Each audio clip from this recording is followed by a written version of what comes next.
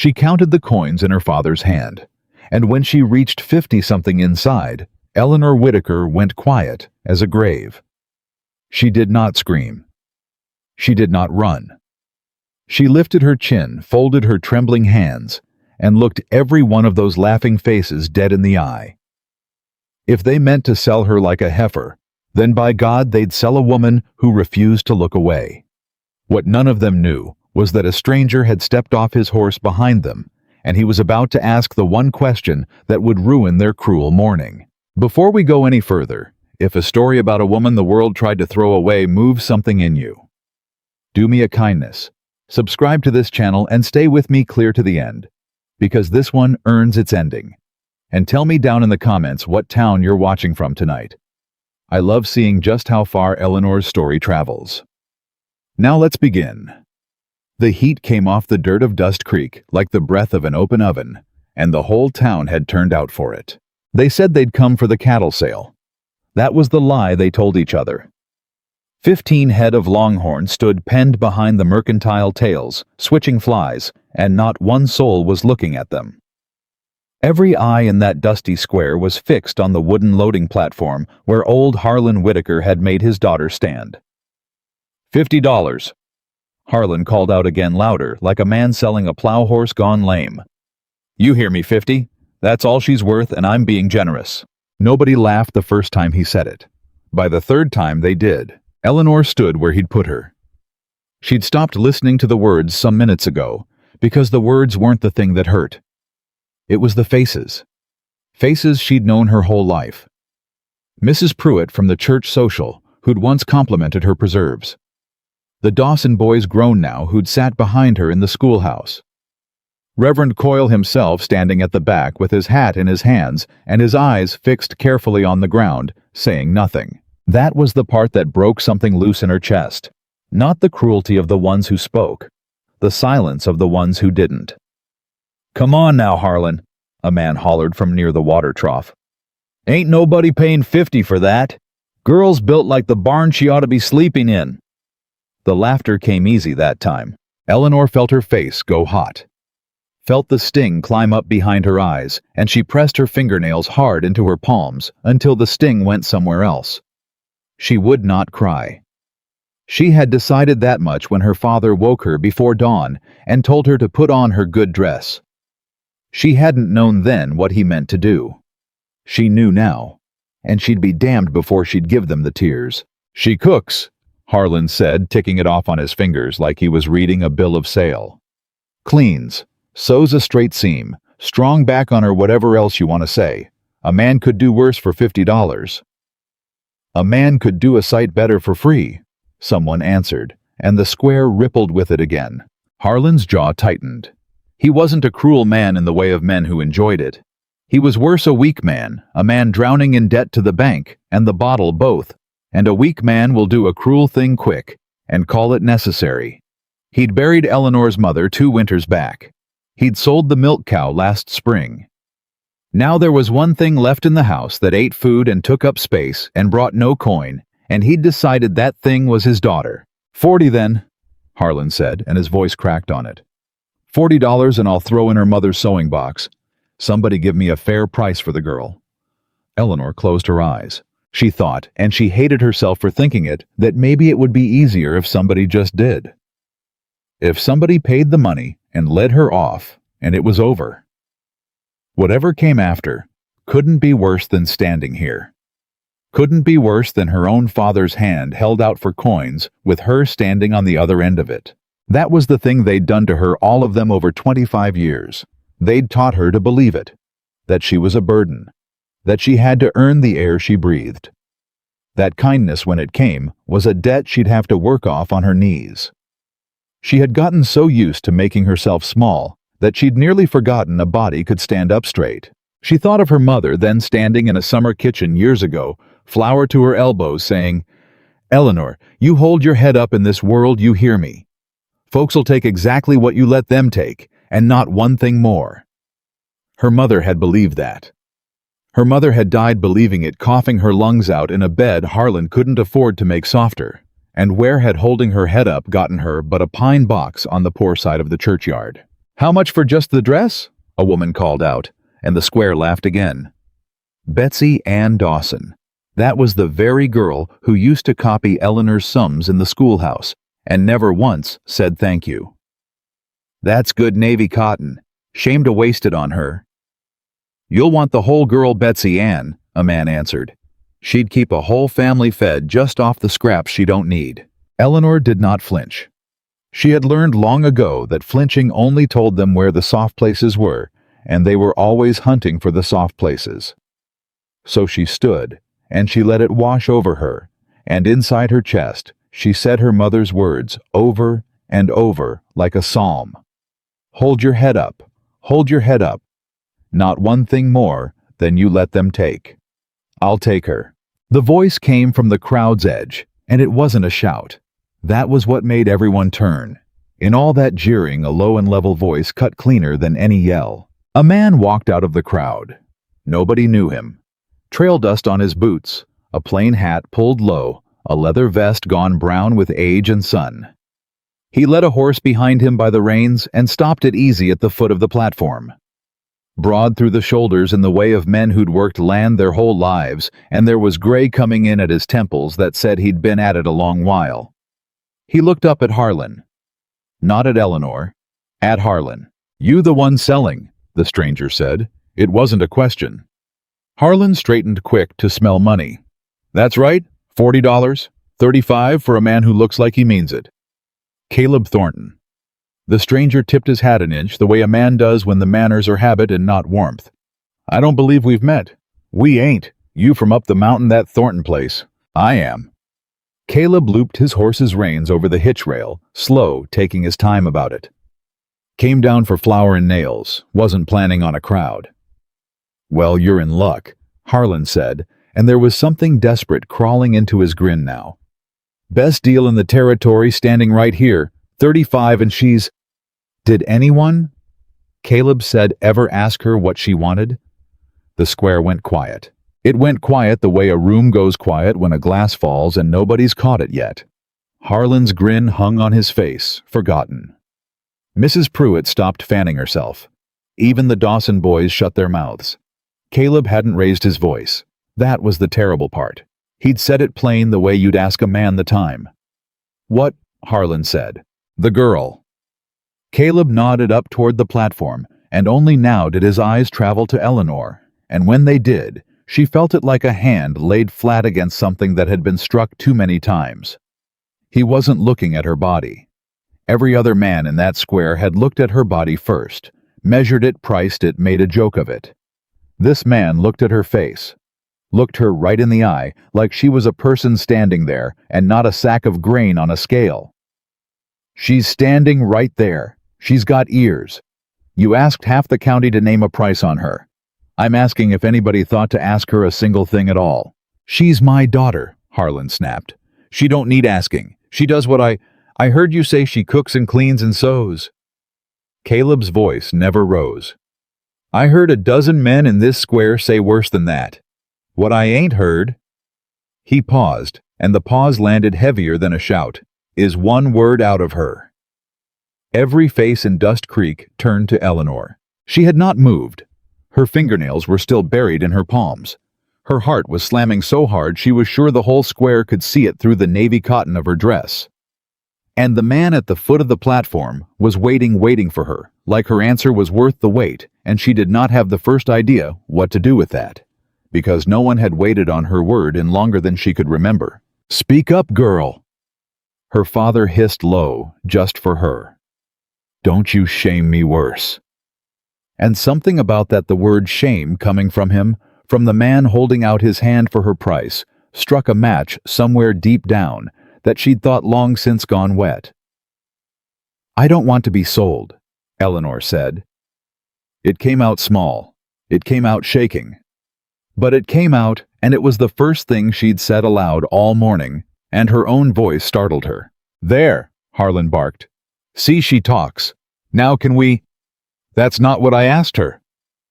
Caleb hadn't looked away from Eleanor once.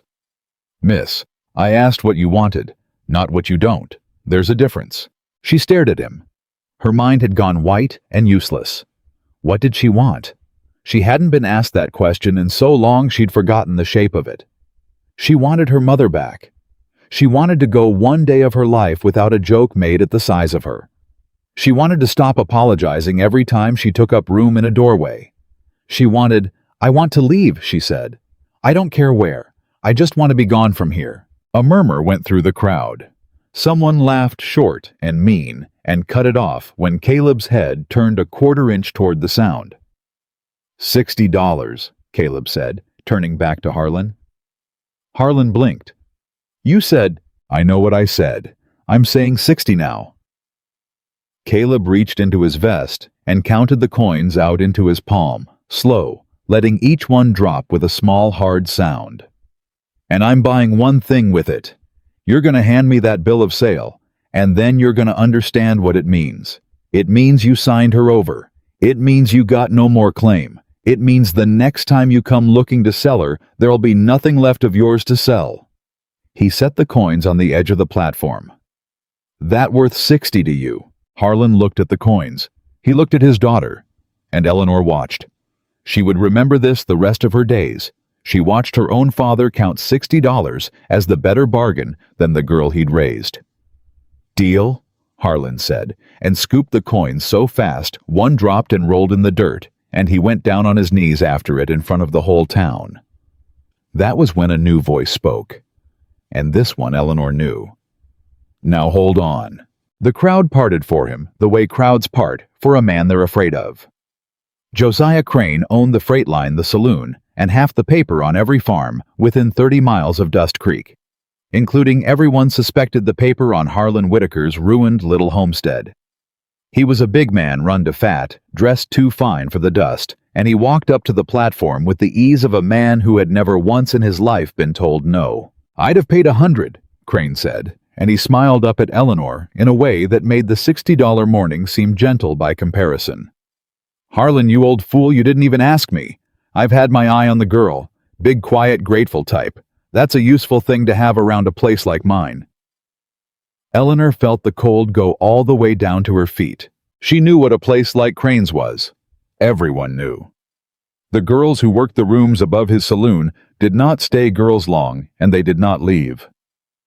She had lain awake on more than one night, thanking God she was too plain and too poor to catch a man like that's eye, and here he stood, telling the whole square he'd been watching her all along. "Sale's done, Mr. Crane," Caleb said. "Sale's done when I say it's done." Crane didn't even look at him. "Harlan, give the mountain man his money back. I'll double it. 200, and I'll forgive that note you've been ducking me on since March. What do you say to that?" And Harlan weak. Harlan drowning. Harlan with the debt around his neck like a stone turned the $60 over in his hand and looked from Crane to Caleb and back, and Eleanor saw the whole terrible arithmetic of it moving behind her father's eyes. "The bill of sale's already signed," Caleb said quietly. "It ain't signed till I see ink," Crane said. He climbed the 2 steps up onto the platform slow and stood beside Eleanor close enough that she could smell the bay rum and the cigar smoke on him, and he did not look at her the way a man looks at a woman. He looked at her the way a man looks at a wagon he's fixing to buy, checking the wheels. The axle what it'll haul before it breaks down on him. "Look at her, Thornton. Look close. You're a rancher. You know good stock when you see it, and you know when a man's trying to unload a burden. Which do you figure this is?" "I figure," Caleb said, "that you just called a Christian woman stock in front of a preacher, and the preacher still ain't said a word." His eyes went to the back of the crowd, to Reverend Coyle standing there with his hat in his hands. "That right, Reverend. This how it's done in your town. Man of God watches a girl get auctioned off a loading dock and studies his own boots." Reverend Coyle's face went the color of ash. His mouth opened. Nothing came out. "That's what I thought," Caleb said, and turned back to Crane. "You're new here?" Crane said, still pleasant. "So I'll say it kindly. I own the note on half this valley. I own the freight that brings you your nails and your flour. Man makes an enemy of me, he finds the whole world gets awful narrow, awful fast. Now step down off my morning." "Your morning?" Caleb's voice never lifted. "You keep saying that, like the girl belongs to it. Like she belongs to you already, and we're just squaring up the details. He shook his head slow. No, sir. Her father sold her. I bought her. And the first thing I aim to do with $60 worth of anything is give it back to itself. So here's where we are, Crane. You want to double my money, I'll thank you to keep it. You want to forgive that note that's between you and Harlan. But there's not enough coin in your freight office to buy a thing that's already been set free. Crane's smile thinned. 200 Harlan. And the note torn up. Today. It ain't signed till I see ink, Crane had said. And now Caleb turned to Harlan, and for the first time there was something under the level calm of his voice, something with an edge on it. Whitaker. You look at me now. That girl is standing 10 feet away listening to two men bid on her life like she's a horse gone to auction. You already did that to her once this morning. You want to be the man who does it to her twice? She's worth 200 to me, Crane said, pleasant as Sunday again. She's worth more than the both of us put together, and you know it, Caleb said, which is exactly why a man like you wants her cheap and quiet. The square held its breath. Eleanor looked at Caleb Thornton, this stranger. This man she had known for the length of a single terrible conversation, and she understood all at once that he was not going to lose. Not because he wanted her. She'd have staked her life he didn't. There wasn't a scrap of wanting in how he looked at her. He was going to win because he'd decided somewhere in the last 5 minutes that a wrong was being done in front of him, and he was the kind of man who could not walk past a wrong, the way the rest of them had walked past it their whole lives. Harlan, Crane said, and his voice had lost its pleasantness now. You owe me $400. I can call that note today. Today, Harlan. You'd lose the house before supper. He let that sit. Or you can tear up the mountain man's paper, take my 200, and we forget the whole business. Your choice. Harlan's hand was shaking. The $60 rattled in it. Pa, Eleanor said. It was the first time she'd spoken to him directly since he'd woken her that morning. He flinched at it, like she'd raised a hand to him. Pa, look at me. He wouldn't. He stared at the coins. You already sold me, she said, and her voice was steadier now, though she didn't know where the steadiness was coming from. You can't do it twice. You made your bargain. You got your money. It's the one honest thing you've done all day. Don't take it back now. She swallowed.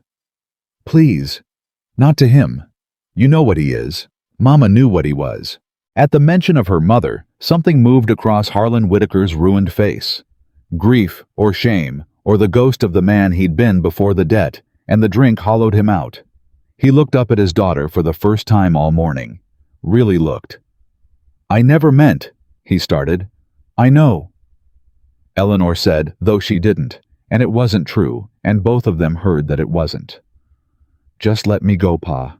Let this be the once you let me go. The whole square was silent. Even Crane had stopped smiling. Harlan Whitaker looked down at the $60 in his shaking hand. Then he looked at Caleb Thornton. It's signed, he said hoarsely. The paper's signed. Sale's done. He turned to Crane, and something almost like a spine straightened in him for the space of a breath. You want to call my note Josiah, you call it. I'll lose the house. Reckon I've lost worse today. His voice broke. Reckon I've lost about everything worth keeping today. Crane's face went hard and flat. He looked at Harlan a long moment, and then he turned that look on Caleb Thornton, and the two men stood measuring each other across the dust. Mountain man, Crane said softly. You just made yourself a poor bargain and a bad enemy on the same morning. That girl'll eat you out of house and home and give you nothing back, and I'm a man who remembers a face. He smiled, and there was nothing in it. I'll be seeing you, both of you. I expect you will, Caleb said. Dust Creek's a small town. Crane turned and walked back through the crowd, and this time nobody parted for him quite so quick. Caleb reached up. Eleanor understood after a frozen moment that he was offering his hand, offering to help her down off the platform where her father had stood her up to be sold. She looked at the hand. Broad brown calloused, steady. The first hand held out to her in longer than she could say that wasn't asking her for something. You don't have to, he said quiet, just for her. I'll not lay a finger on you. You don't want laid. But it's a long step down, and I'd hate to see you turn an ankle in front of these fine people. The smallest thing. And it undid her more than all the cruelty had. She put her hand in his. He handed her down off the platform, like she was somebody, like she was a lady stepping out of a church, and set her on her feet in the dust and let go of her hand the moment she was steady. Let go quick, like he was giving something back, rather than taking something. "Thornton," she said. Her voice was barely there. "I don't have anything. I can't pay you back the 60. I can't pay you back any of it. If you brought me up that mountain expecting—" "I don't expect anything, ma'am." He'd already turned to gather his horse's reins, and he said it over his shoulder like it was the plainest fact in the world. "You don't owe me $60. You don't owe me 60 cents. What happened here today, that was between me and my own conscience, and I paid it, and it's square." He looked back at her. "You want to come up the mountain? There's a spare room, and it locks from the inside, and I'll show you which door is yours before I show you anything else. You want to go somewhere else? Tell me where, and I'll see you get there safe. But there's not a version of this where you owe me. You understand?" She did not understand. That was the plain truth of it. She stood there in the dust of the town that had tried to sell her, holding her mother's sewing box, which somebody she never learned who had set down quietly at her feet. And she looked at this weathered stranger, telling her she owed him nothing, and not one word of it fit inside her. Because everyone had always wanted something. That was the only law she knew. "Why?" she said. It was all she could manage. "Why'd you do it? You don't know me. You saw what they all saw. You heard what he said I was worth." Caleb Thornton stopped. He held his horse's reins and looked at Eleanor Whitaker a long moment, and around them the crowd was beginning to break up and drift away, muttering, robbed of its cruel entertainment. "I heard what he said you were worth," Caleb said finally. $50, then 40. Then he'd have taken 35. He shook his head slow. "Ma'am, I've bought and sold a lot of things in my life. Cattle, land, horses. A man learns to know the worth of a thing." He swung up into the saddle and looked down at her. And for just a second, under all that trail dust and gray and weathered calm, she saw something she wouldn't understand for a long while. Yet the look of a man who'd once been thrown away himself and had never forgotten the size of the hole it left. "And I'll tell you what I know for certain," he said. "Every single soul in this square today priced you wrong." He turned his horse toward the mountain road. "Come on if you're coming, Miss Whitaker. It's a long ride up and the light don't last." And Eleanor Whitaker, the woman they had tried to sell that morning for $50, picked up her mother's sewing box, lifted her chin, and walked out of Dust Creek on her own 2 feet, following a stranger up the mountain toward whatever came next. She did not look back at her father. She never learned whether he watched her go. They rode most of the way up the mountain without a word between them. Eleanor walked at first, until Caleb slowed his horse and told her plain that it was 6 miles of climbing and no sense in her ruining her feet to prove something to a man who wasn't keeping score. She almost refused out of habit. Then she thought of the town behind her and the blisters already starting, and she let him hand her up behind the saddle, and she held the sewing box in her lap and kept a careful foot of air between her back and his, and she waited. That was the thing she was doing the whole ride. Waiting. She knew how this went. A man did a kindness, and then somewhere quiet, somewhere with no witnesses, he collected on it. She'd seen it happen to other women. She'd braced for it her whole life. So she rode up that mountain, cataloging the ways it could come, the hand that would wander, the voice that would drop low, the moment the kindness turned its true face to her. It never came. "You can breathe," Caleb said near the top, not turning around. "You've been holding it since the square. I can feel it through the saddle." "I'm fine." "Didn't say you weren't." He clicked his tongue, and the horse picked its way around a washout. "Just said you can breathe." She didn't answer. But she noticed her own shoulders had climbed up around her ears somewhere back down the trail, and she made them come down 1 inch, and that 1 inch was the hardest work she'd done all day. The place when they reached it was smaller than she'd braced for, and cleaner than she'd expected of a man living alone. He swung down first and stood well back from the horse, giving her room, and when she climbed down clumsy, He looked away on purpose so she wouldn't feel him watching her manage it. "Amos," he called toward the barn. "We got a guest. Set another plate." A man came out wiping his hands on a rag older than Caleb, by a good 10 years gray all through his beard, moving with the careful economy of a man whose knees had opinions. He looked at Eleanor, and she waited for the flick of the eyes up and down the small smirk, the thing she always got. It didn't come. He just nodded at her grave and easy, the way you'd nod at a neighbor. "Ma'am," Amos said, "you hungry boy here don't feed guests right. I'll fix that. She's not a—" Caleb started, then stopped like he didn't have the word for what she was, and didn't want to guess wrong in front of her. "Her name's Miss Whitaker. She'll be staying a spell. That room off the kitchen, the one with the good door." "The one that locks," Amos said. "The one that locks," Caleb agreed. Amos looked at Eleanor a moment longer, and something in his weathered face softened, and she got the sense he understood more of her mourning than she'd said out loud. "Locks from the inside that door," he told her. "Keys on a nail by the frame. You keep it. Ain't nobody up here got call to open a door you shut." He said it plain like a fact of weather, and then he turned and went to see about the plate. Eleanor stood holding her sewing box in the middle of a strange yard on a strange mountain, and did not know what to do with any of it. That first night, she did not sleep.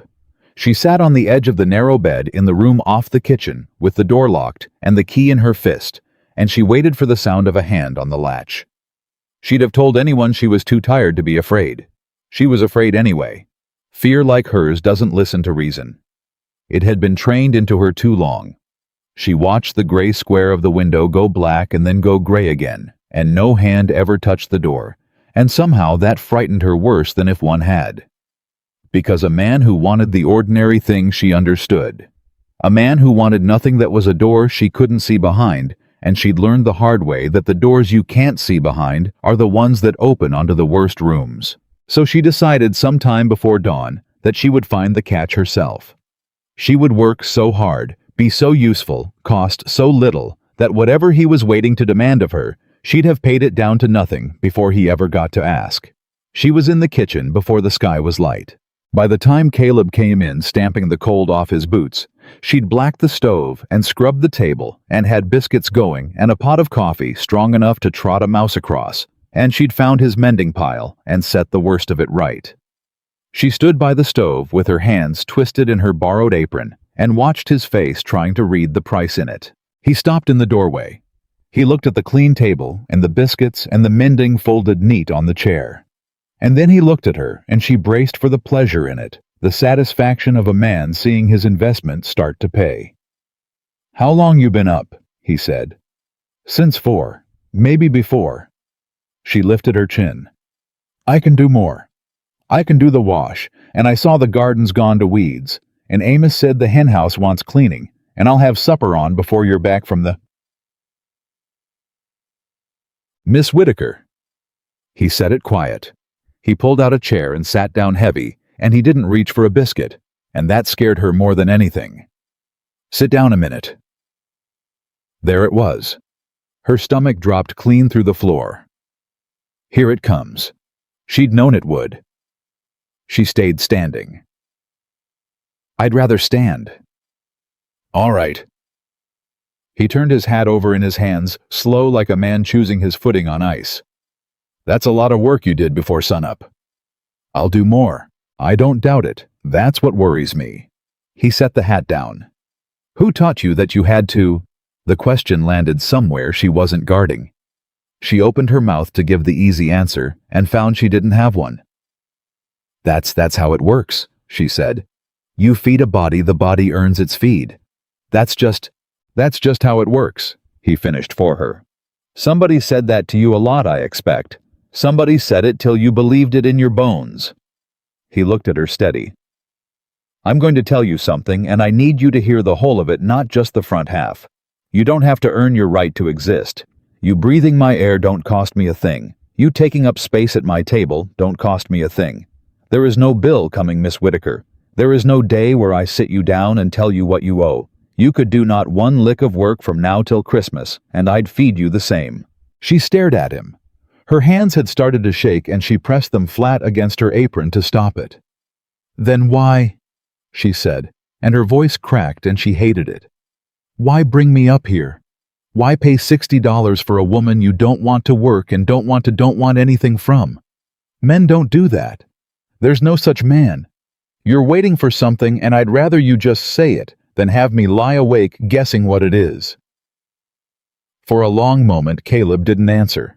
20 years back, he said finally, "I got sold too." Eleanor went still. "Not off a loading dock. Nobody stood me up in a square.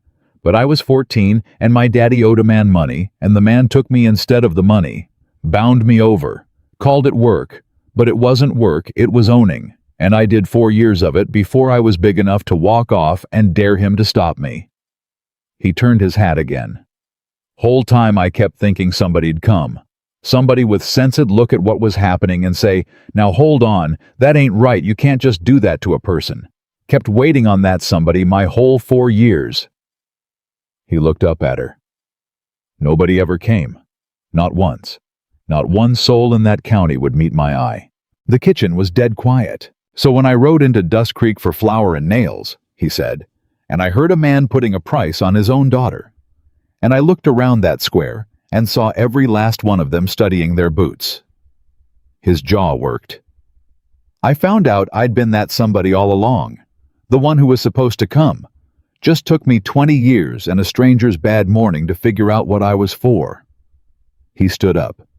"That's your why, Miss Whitaker. There ain't a catch in it. I did for you what nobody'd do for me. It's the only clean thing I've done in a long while, and I'd take it very kindly if you'd stop trying to pay for it." He put his hat on. He went to the door. "Eat a biscuit," he said. "You made 'em. They're yours." And he was gone out into the cold before she could answer. Eleanor sat down at last in the chair he'd pulled out, and she looked at the biscuits she'd made in her fear and something in her chest that had been clenched so long she'd forgotten it could open. Opened just a crack, and it hurt like a hand coming back to life. She did not eat. She put her face in her borrowed apron, and she cried silent and shaking the way she'd taught herself to cry so nobody would hear, and she couldn't have said for the life of her whether it was grief or relief, because after 25 years of the two braided together, she'd lost the trick of telling them apart. The days after that ran together in a way she wasn't used to, because they held no dread in them. She kept working she couldn't have stopped if she'd tried. The working was too deep in her, but the working started to feel different. Not like paying down a debt, like tending a thing she was allowed to care about. She learned the place a piece at a time. She learned that Amos hummed hymns off-key when he thought no one could hear, and that he'd been with Caleb since the beginning, since Caleb bought the first 40 acres with the last of the money he'd saved walking off his own bondage. She learned there was a boy too, Tom Pruitt, a nephew of the very Mrs. Pruitt who'd stood in the square and said nothing. Tom came up 3 days a week to help with the stock, and he was maybe 16 and terrified of everything, and the first time Eleanor set a full plate in front of him, he looked at it like it might be a trick. "You don't gotta give me the big piece, ma'am," Tom said. "I know I don't," Eleanor said. "Eat it anyway." And she heard coming out of her own mouth a thing that had been said to her 4 days before over a plate of biscuits, and she watched the boy hear it the way she'd heard it, and something turned over in her chest that she hadn't expected. She'd spent her whole life on the receiving end of the world's mercy, what little there was of it. She had never once been the one to hand it down. It felt, she thought, like the first honest work she'd ever done. "Where'd he find you?" Tom asked her once low when Caleb was out of the room. "Mr. Thornton? Folks in town are saying things." "What things?" The boy went red. "That he bought you. Off a platform. Like a—" He couldn't finish it. Eleanor set down the pan she was holding. She could feel the old shame rising up her neck, the reflex to make herself small to apologize for the shape of her own story. And then she thought of Caleb saying, "You don't have to earn your right to exist," and she stood up straight instead. "They're saying it right," she told the boy, and her voice didn't shake. "My father put me up for sale, and Mr. Thornton paid the price. But he didn't buy me, Tom. There's a difference, and you're old enough to learn it. A man who buys a person owns them. A man who buys their freedom and hands it back, that's not a buyer. I don't know the word for what that is, but it's the opposite of what your town tried to do to me." She picked the pan back up. "Now eat your supper before it's cold, and quit believing the worst about people just because it's the easiest thing to believe. That's a habit'll cost you your whole life." The boy stared at her. Then he ducked his head and ate, and after that, he watched her the way you watch someone you've decided to trust, and Eleanor found she'd made another thing she hadn't meant to make. A person who looked up to her. Lord, what a strange country this mountain was. It was on the 9th night that she noticed she'd left her door unlocked. She'd gone to bed with the key on its nail, and not in her fist, and she'd slept whole, and deep, and dreamless, and woke to gray light with the key still hanging where it belonged, and the door still shut, and no hand ever come to try it. She lay there a long moment, understanding what her own body had done, without asking her permission. It had decided it was safe. After 25 years of never once being safe, it had picked this hard mountain and this quiet man, and simply without ceremony, laid the fear down. She didn't tell Caleb. But at breakfast he looked at her a beat longer than usual, and she had the uncomfortable notion that he knew that Amos had mentioned the key was on its nail, and that these two rough men had somehow agreed between them not to say a word about it for fear of scaring the thing back into hiding. It touched her more than any speech could have. Men who understood that some kindnesses are best done by pretending not to notice. She did not know that the first real trouble was already riding up the mountain. It came 4 days later in the person of a man named Dab Fenner, who worked for Josiah Crane, and looked it. He rode into the yard mid-morning with 2 other men behind him, and didn't get down, which was its own kind of insult, a man staying horsed in another man's yard. Amos saw them first and came to the kitchen door. "Girl," he said low, "get in your room. Lock it." "Who are they?" "Crane's men. Go on now." But she didn't go.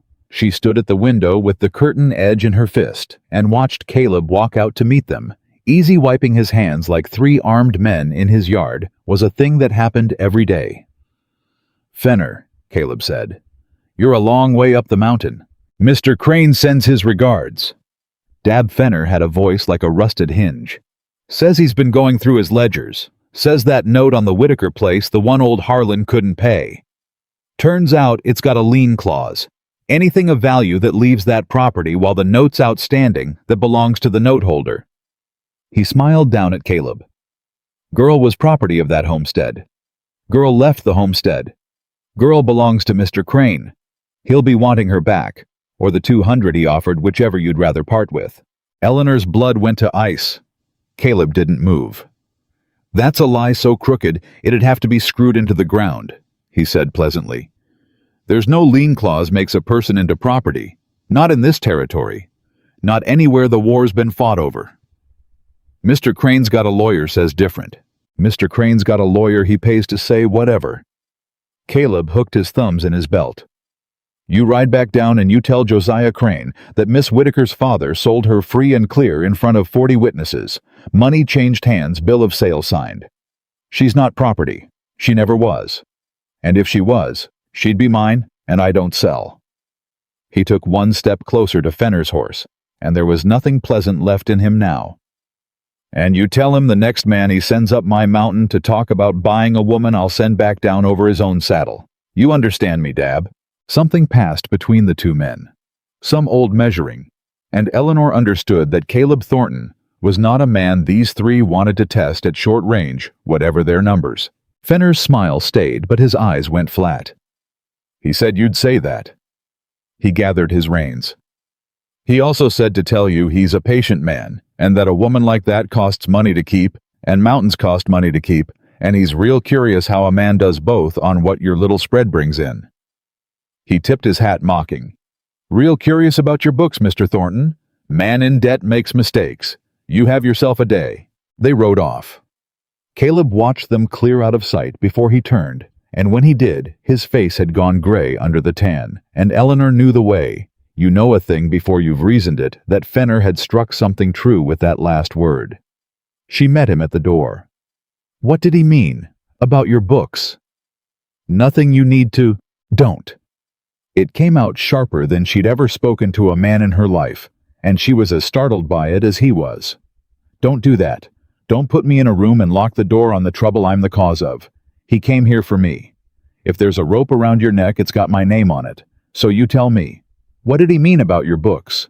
Caleb looked at her a long moment. Then he did something she never expected. He stepped aside and held the door and said, "Come see for yourself then. God knows I can't make heads nor tails of it." The books were a mess. She saw that inside of 2 minutes at the little desk by the window, the ledger open under her hands and the light coming in over her shoulder.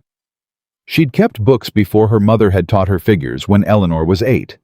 Said a woman who could cipher would never be wholly at any man's mercy. And hadn't that turned out to be the one thing the world couldn't strip off her? She turned the pages, and the further she went, the tighter something drew in her chest, and it wasn't fear this time. It was the cold, clean anger of a person watching a robbery in slow motion. "Who buys your supplies?" she said. "Crane's freight office. Only game in the valley." "Why?" "Because you're paying near double what you ought." She ran her finger down a column.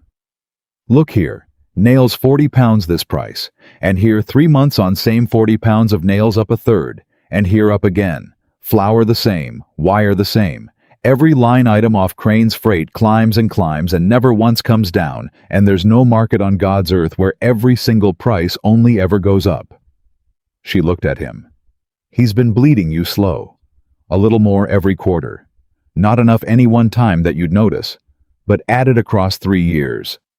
She flipped back, ran a fast sum in her head, and her stomach turned.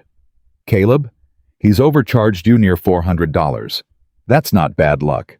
That's a man draining a well one dipper at a time, so the owner won't see the water dropping." Caleb had gone very still behind her. "Say that number again." "400, give or take." She turned in the chair to look at him. "How much do you owe on this place?" The silence told her before he did. "400, he said quietly. "On the dot. Note comes due in the fall." For a moment, neither of them said anything, and the whole shape of it hung in the air between them, ugly and clear. Crane hadn't been bleeding Caleb by accident. Crane had been building the exact debt he meant to collect brick by brick, quarter by quarter, so that when the note fell due, Caleb couldn't pay, and the mountain Caleb's clean, free, hard-won mountain would drop into Crane's hand like fruit off a shook tree. "He didn't come up here about you," Eleanor breathed. "Not really. You made it personal taking me in. But the mountain's what he was always after. He's been after it for years." She pressed her hand to her mouth. "And now he's got a reason to hurry." Caleb pulled a chair around and sat down hard across from her. "How do you know all this? The figures? How to read it?" "My mother." Eleanor closed the ledger, kept her hand flat on the cover like she could hold the truth down inside it. "She said a woman with a head for numbers has a wall between herself and every man who'd use her. I thought all these years it was the one useless thing about me nobody could sell." A short, disbelieving laugh escaped her. "The town priced me at $50, and I'm sitting here looking at 400 that a rich man stole because nobody in his life could add." Something moved across Caleb's face then that she'd not seen there before. Not gratitude exactly. Something harder to bear than gratitude. "You know what you just did," he said slowly. "You just found the knife he had at my throat. Been there 3 years, and I never felt it." He shook his head.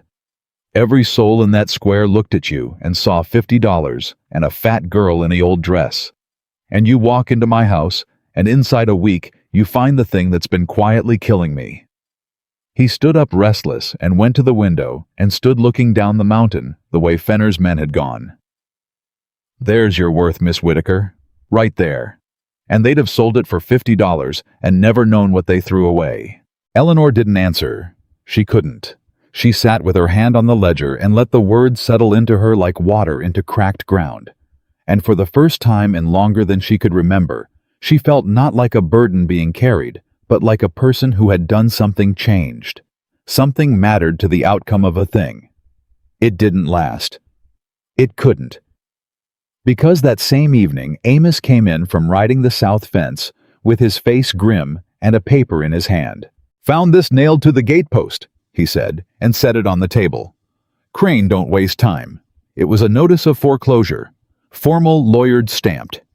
It moved the due date on Caleb's note up from the fall to the end of the month, 3 weeks off, citing a clause about material change in the security's circumstances, which was a lawyer's way of saying you took in a woman I want and now I'm going to burn you down for it. "He can't do that," Eleanor said. "Can he move the date?" "He can do whatever a man does when he owns the judge, the sheriff, and the only lawyer inside 40 miles, Amos said heavily. "Which is to say he can do it, and it don't have to be legal, it just has to hold long enough." Caleb read the notice twice. Then he set it down, and Eleanor watched him do a thing she would think about for a long while after she watched him take the fear that was surely in him and fold it up small and put it away somewhere so that when he spoke, his voice was level as a table. 3 weeks, he said, to find $400 I don't have. "Or lose the mountain," Amos said. "Or lose the mountain." Eleanor looked at the two men, and at the notice, and at the ledger still sitting where she'd left it, and something was building in her that she didn't have a name for yet. 25 years of making herself small, of apologizing for the space she took, of believing the world's price on her.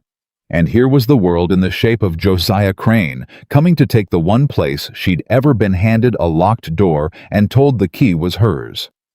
Coming to take it partly because of her. Some old thing in her would have shrunk from that, would have offered to leave, to go back down, to hand herself over and take the trouble with her, because that was what a burden did, a burden removed itself. But that old thing had cracked in the kitchen 4 days back when a hard man told her she didn't have to earn her air. And through the crack, something new was coming up. "He wants me to run," she said slowly. "Doesn't he? That's part of it. He figures the decent thing, the thing a woman like me's been trained to do, is take myself out of it so I don't cost you the mountain. He's counting on me leaving." "Miss Whitaker," Caleb started. "He's wrong." She stood up from the desk, and she didn't know when she'd decided it, but she found it already decided, sitting solid in her chest, like a stone that had been there all along, waiting for her to notice it. "I'm not going anywhere. He built that $400 one crooked dipper at a time, and he wrote it all down in his own freight ledgers, thinking nobody who'd ever cross him could read a column of figures." She put her hand flat on Caleb's ledger. "But it's in my head now, every line, every quarter, every place it doesn't add. And a debt built on a fraud isn't a debt, it's evidence, and I can prove it." The kitchen went quiet. "Prove it to who?" Amos said carefully. "He owns the law down there. Then we go over the law." Eleanor's heart was slamming, but her voice, to her own amazement, held steady. "There's a federal land office in Denver. There's a circuit judge that doesn't answer to Josiah Crane. A man who steals from his own customers to force a foreclosure. A man who forges a lien to claim a person that's not a Dust Creek matter anymore. That's fraud across a territory. And fraud you can prove with numbers in front of the right man." She looked from Amos to Caleb. "He thinks the only thing I'm good for is what my father priced me at. Let him keep thinking it. Let him keep being careless with his books. Because I'm about to add up every dollar that man ever stole, and I'm going to hand the sum to somebody he can't buy." For a long moment, nobody spoke. Then Caleb Thornton did something Eleanor had never once seen him do. He smiled, a real one, slow and surprised, like a man watching the weather turn against all prediction. "Miss Whitaker," he said, "I believe I finally know what I paid $60 for. And I'll tell you true, it was the cheapest thing I ever bought in my life." But even as he said it down in Dust Creek, Josiah Crane was sitting in the back of his saloon with the Whitaker note in front of him and Dab Fenner across the table, and he was not a man who left a fruit to chance once he'd decided to shake the tree. "She reads figures, you say," Crane said. "That's what Fenner heard from the boy that delivers their mail," his lawyer answered. "Old Harlan bragged on it once before the drink took the pride out of him. Said his girl could cipher like a bank clerk." Crane turned that over slow, and the smile that came to him was not a good one. "Then she'll have found it by now," he said. "The overcharges. Smart girl looks at 3 years of my freight bills, she'll see the pattern inside a week." He tapped the note. "Which means she's not a woman anymore, gentlemen. She's a witness. And I've spent too long and too much on that mountain to lose it to a fat girl her own daddy couldn't give away." He looked up. "Fenner, how fast can you have men on the Denver road?" "By morning. Then by morning." Crane folded the note and put it in his breast pocket over his heart, like something dear to him. "If the Thornton woman leaves that mountain with a satchel of my ledgers, headed for a federal office, she's not to reach it. You understand me? Whatever she's carrying, whatever's in her head, it never gets to Denver." Up the mountain, in the light of a single lamp, Eleanor Whitaker sat with the ledger open and a fresh sheet of paper beside it, and she began in a careful clerk's hand. Her dead mother would have known at a glance to write down every stolen dollar, one crooked line at a time. She had no idea a man had just given the order to make sure she never finished. She wrote until the lamp guttered, and when Caleb came to tell her it was past 2, he found her still at the desk with ink on her fingers and 40 pages of proof stacked square beside her. "You need to sleep," he said. "I need to finish." She didn't look up. "Every dollar, Caleb. Every quarter. I want it so plain a child could follow it. When I hand this to a federal man, I want him to look at one page and know." Caleb pulled a stool up beside her and sat, and for a while he just watched her work the scratch of the pen, the only sound. Then he said quiet, "They'll be watching the Denver road. You know that. Crane's not a man to leave a thing to hope." "I know." "Then how do you mean to get there?" Eleanor set down the pen. She'd been turning it over all night under the arithmetic, and the answer she'd come to scared her, but it was the only one that held. "You don't get there," she said. "You're the one he's watching. You leave this mountain with the satchel, they'll have you before the foothills. But nobody's watching me." She met his eyes. "I'm the fat girl her own daddy couldn't give away. Remember, Crane thinks I'm a thing he lost, not a woman with a plan. He won't put men on a woman he figures is hiding in a locked room, crying. Eleanor?" It was the first time he'd used just her name, and it stopped them both a half-second. "He said your name in the same breath as she never reaches Denver. Fenner as good as told us. You go down that road alone, you're the one thing he's most afraid of, and least afraid to hurt. Then I don't go down the road." She turned back to the pages. "There's a stage that runs the north cut to Fairplay twice a week, and from Fairplay, a rail spur to Denver. Crane owns the freight road. He doesn't own the rail. A woman gets on a stage in Fairplay with a carpet bag, who's to say what's in it?" She squared the stack again. "I go over the mountain on foot to the north cut. Amos knows the way. It's a hard day's walk, but nobody watches it because nobody but a fool would try it." "Or a woman who's decided she's done being priced," Caleb said slowly. "Or that." He was quiet a long moment. "I don't like it. Sending you off alone with the one thing that could ruin him. You don't have to like it."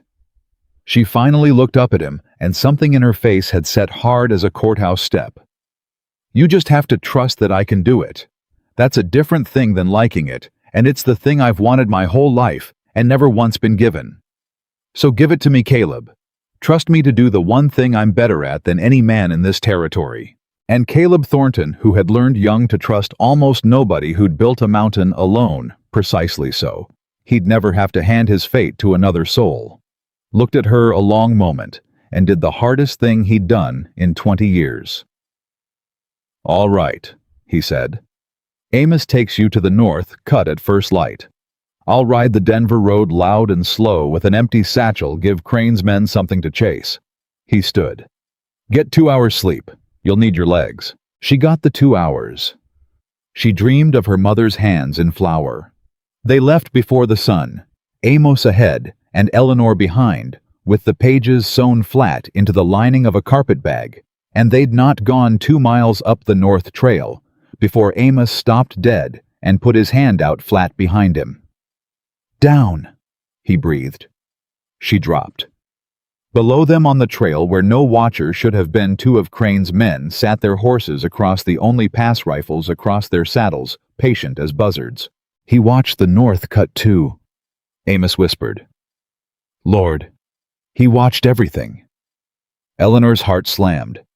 She pressed herself to the cold ground and understood in a rush that near stopped her breath that she'd underestimated the man.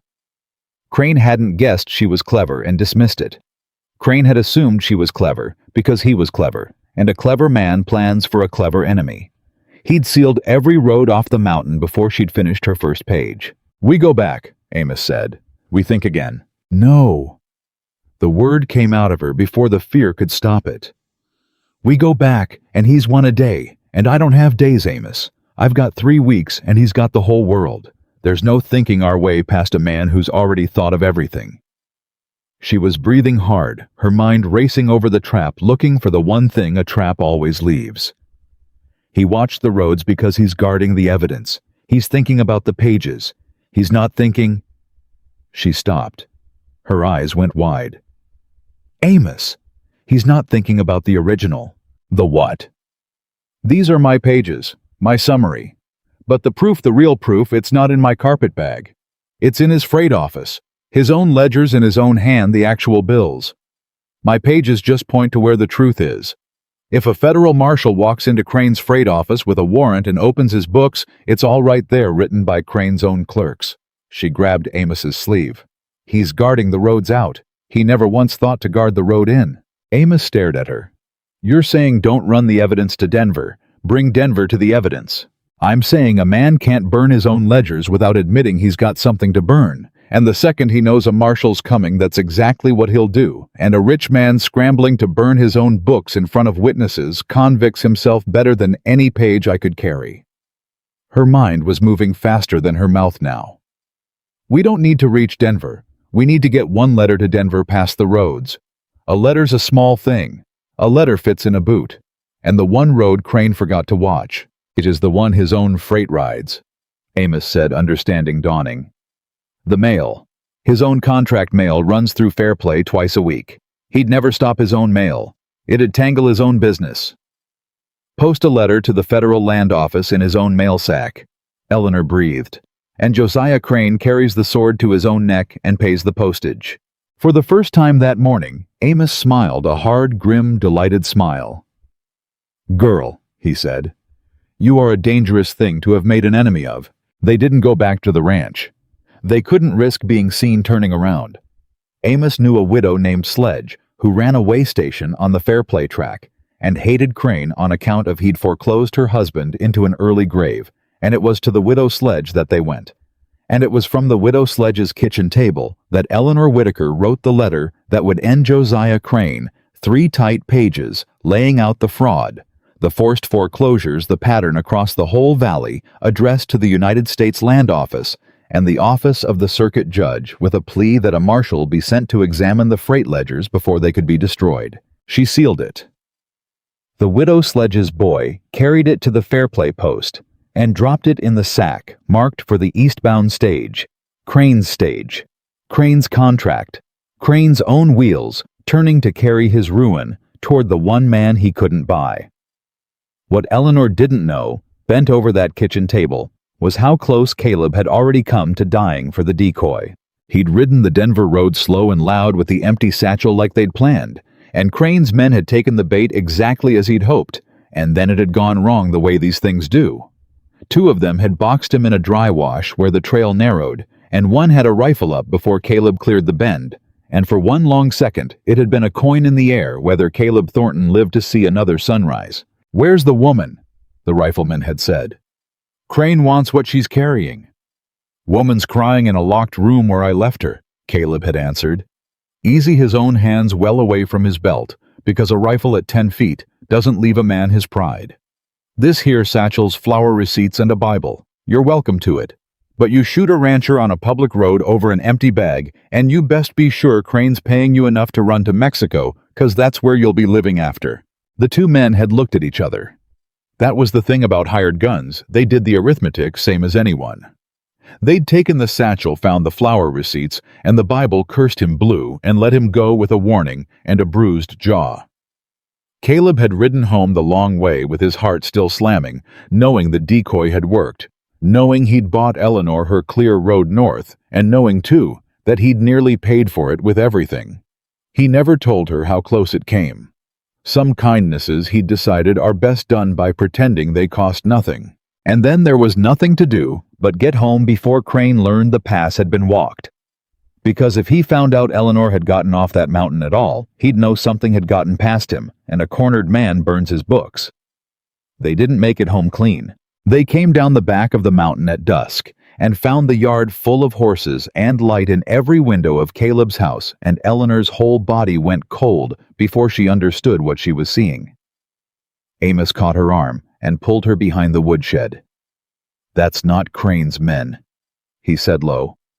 "That's the whole town." It was a dozen of them. More the wagons Eleanor had grown up beside pulled up in Caleb's yard, and in the middle of them, standing on Caleb's own porch, like he owned it, was Josiah Crane. And beside Crane, hat in his hands, head down, stood Harlan Whitaker, her father. Eleanor's stomach dropped through the earth. She heard Crane's voice carry across the yard, smooth and public pitched for the crowd. "And I understand your feelings, Thornton, I do. But the girl is a Whitaker, and her father here has had a change of heart. Says he was wronged. Says a man took advantage of his low moment and stole his daughter for a pittance. And the good people of Dust Creek agree that a girl belongs with her family." Crane spread his hands, reasonable, generous. "Now nobody wants trouble. You give the girl back to her father, and I'll even tear up that foreclosure notice. Call the whole thing square. What could be fairer than that?" And there it was, the trap inside the trap. Crane hadn't come to take the mountain by force. He'd come to make Caleb choose the girl or the land. Hand Eleanor over and keep the mountain. Keep Eleanor and lose everything. He'd dressed it in the language of a father's love and a town's decency, and every soul in that yard was nodding along because it let them be the good guys in a thing they'd started by putting a woman on a loading dock. Eleanor watched Caleb come out onto his own porch to face them, and she saw him understand it too, all in a second, and she saw the cost of it land on him. "Harlan," Caleb said, "look at me. Is that what you want? You want your daughter back." Harlan Whitaker wouldn't lift his head. "She's my blood," he mumbled. "A man's got a right to his blood. That's not what I asked. I asked what you want. Same question I asked in the square, and you didn't answer it then either." Caleb's voice was terribly gentle. "Did Crane pay you, Harlan? Or just forgive your note?" Harlan's silence was its own answer, and a murmur went through the crowd. "Both, I'd guess," Caleb said quietly. "He's real fond of paying a man to do the low thing and calling it the man's own idea. Now that's slander," Crane said pleasantly. "Thornton, you're cornered and you're grasping. The girl's not even here, is she? You've hidden her somewhere, which tells me you know good and well she doesn't belong to you." He turned to the crowd. "An honest man doesn't hide a thing he came by honest." And Eleanor crouched behind the woodshed with the truth sewn into a carpetbag and 3 pages already riding a stagecoach toward Crane's destruction, understood that this was the moment. Not Denver, not the marshal, whenever he came. This. The whole town in a yard, deciding once again what she was worth, with her father bought, and her defender cornered, and no one expecting her to have a single word to say about it. She had spent 25 years letting them decide. She stepped out from behind the woodshed. "He's not hiding me," she said. The whole yard turned. A dozen faces she'd known her whole life swung toward her, and she felt the old heat climb her neck, the old urge to shrink, to apologize, to make herself small enough to slip out of notice. She let it come. And then she let it go, and she walked out into the light of Caleb's yard with her chin up and her mother's voice in her ears. "Hold your head up, not one thing more than you let them take." And she stopped in the middle of them all, where they could see every inch of her. "Nobody's hiding me," she said again louder. "I walked off that mountain myself this morning, and I walked back myself tonight, and I did a thing today that not one of you would have believed a woman like me could do. So here I am. If you came to decide what I'm worth, then look at me while you do it. You didn't have the decency for that in the square. You all studied your boots. Do it to my face this time." Crane recovered first. "Miss Whitaker, your father's come to take you home. It's a family matter, and he is not my family." She didn't shout it. She said it flat and final, and it cut cleaner than a shout. "A family doesn't stand you on a platform and sell you by the pound. My mother was my family, and she's dead, And she taught me two things before she went. She taught me my figures. She turned slow to face the crowd. And she taught me that I belonged to myself before anyone ever claimed me. Before my father claimed me. Before this town priced me. Before Mr. Crane decided I was a thing he could win or lose. I belonged to myself. And no bill of sale, and no lien clause, and no rich man's lawyer ever changed that, because it was never his to change. Eleanor, her father said, and his voice broke on it. Eleanor, please. I got no house.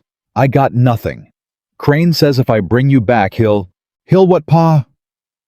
She rounded on him, and for the first time in her life, she watched Harlan Whitaker flinch from his own daughter. Forgive your note. Give you money. The same money he stole from Caleb Thornton, one crooked freight bill at a time. The same way he stole the widow Sledge's farm, and how many others in this valley. A gasp went through the crowd. She'd said something true, something they half knew and never spoke. That's right.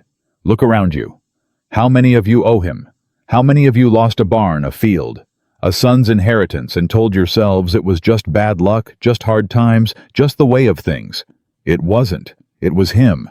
He's been draining this whole valley dry the same way he drained Caleb a little more each season, a debt built on a lie, so it'd fall due right when he wanted your land. And you followed him up this mountain to help him do it to one more decent man over a woman you already threw away once. The yard had gone dead silent. That's a fine speech, Crane said, but something had changed in his voice, a tightness, a first thread of fear. A fine speech from a girl who can't prove a word of it. Can't I? Eleanor took a step toward him. Your freight ledgers, Mr. Crane, 3 years of them. In your own clerk's hands. Every overcharge, every padded bill, every dollar you stole written down in your own office because you never once imagined a person you'd wronged could read a column of figures. She smiled, and it was not a kind smile, and she watched him see it. I've read them. Every line, and a federal marshal is going to read them too. I mailed the request today. She let that land. In your mail sack, Mr. Crane. On your stage. Your own wheels are carrying it east right now. By the time you think to stop it, it'll be past fair play and out of your reach, and the one thing a marshal wants to see when he arrives is a man's untouched books. So you've got a choice tonight, same as you tried to give Caleb. You can leave those ledgers be and let a federal man find the truth in them, or you can ride down that mountain and burn them, and every soul in this yard will have watched you go and known why. And there's no lawyer in the territory can make an innocent man torch his own records in the dark. For one long, terrible moment, nobody moved. And then Josiah Crane made the mistake that finished him. He'd built an empire on other men's fear and his own patience, and he'd never once in all his careful years been cornered by someone he'd dismissed. He wasn't ready for it. His control cracked just for a second, and it cracked in front of the whole town. Fenner, he snapped, get the girl, get whatever she's carrying, now. Dab Fenner and 2 men stepped toward Eleanor, hands going to their belts, and the whole crowd saw it. Saw a rich man order 3 armed men to lay hands on an unarmed woman in the middle of a yard. Saw the thing he really was, drop its mask for one clear instant. That was when Caleb moved. He came off the porch fast and put himself between Eleanor and Fenner, and there was a pistol in his hand, though nobody had seen him draw it, and it was not pointed at anyone. Only held loose and ready at his side, in a way that told every man there he knew how to use it, and hoped he wouldn't have to. Dab, Caleb said, easy as Sunday. You take one more step toward that woman, and you and me are going to have the conversation we've been putting off, in front of everybody. You want that. You want to be the man who drew on a rancher over a bought and paid for foreclosure with a preacher watching, 'cause I don't think Crane pays you enough for a rope. Fenner stopped, and Eleanor did the last thing anyone in that yard expected. She stepped up beside Caleb, not behind him, and from the folds of her skirt, she brought out the small pistol Caleb had taught her to load and fire in the long evenings on the mountain, when she'd asked him quiet and ashamed to show her how a woman might protect herself just once in her life. She didn't point it either. She held it the way he held his loose, ready plane. "I've stood behind men my whole life," she said, and her voice carried to every corner of that silent yard. "Behind my father while he sold me, behind this town while it laughed. I'm done standing behind anybody." She looked at Crane. "You sent 3 men to take a thing off a woman. Here I am. Come take it." Nobody came. The crowd had turned. Eleanor felt it turn the way you feel weather change, a stirring, a muttering, a shifting of feet. These were not evil people. They were weak and frightened, and long bullied, and they'd followed Crane up the mountain, the way frightened people follow the loudest man. But now, they'd watched a rich man they all secretly hated order violence against a woman they'd all secretly pitied, and they'd heard that woman name the debts that had ground their own lives down. And something in the arithmetic of the crowd had shifted. "He took my North 40, a man said suddenly from the back. Old Pruitt, Tom's uncle, Mrs. Pruitt's husband. 2 years back, said I'd fell behind. I never fell behind. I paid every quarter." His voice shook. "Girl's right. He padded my accounts. I always knew it, and I never had the sand to say it." "He took my Daniel's inheritance," a woman said. "The whole east pasture. He took—" It came apart all at once, the way a dam goes, not gradual, but all in a rush once the first stone gives. Voice after voice, debt after debt, a whole valley's worth of quiet ruin. Finding words in Caleb Thornton's yard, and Josiah Crane stood on the porch and watched his kingdom of fear dissolve in front of him. Because the one thing that held it together was that no one ever said the true thing out loud, and a fat girl her own father couldn't sell had just said it to his face. "You're all fools," Crane said, and his voice had gone ugly now, stripped of its smooth. "Every debt I hold is legal, signed, witnessed. You think a federal marshal cares about your feelings? I'll have my land and my note and this mountain besides, and the lot of you will still owe me come winter, and you'll remember the night you turned on the one man who—" "The night we turned on you," Eleanor said quietly, "is the night you sent 3 men to take a woman in front of your own preacher. That's the part they'll remember, Mr. Crane. Not your legal notes. That." She let the pistol drop back into her skirts. "You've been careful your whole life. 20 years of never once showing your hand. And you just showed it to a whole town over me, over the $50 girl." A short, wondering breath left her. "My father priced me wrong. This whole town priced me wrong. But you priced me wrongest of all. Because you're the only one who was ever afraid of me, and you were right to be." Crane's face was working. He looked at the crowd, his crowd that had been his crowd an hour ago, and he saw it was not his anymore. He looked at Fenner, who would not meet his eye. Now a hired man reading the wind. He looked at Harlan Whitaker, weeping openly by the porch rail, and at Caleb Thornton standing armed and easy between him and the girl, and last of all, he looked at Eleanor. "This isn't finished," he said. "No," Eleanor agreed.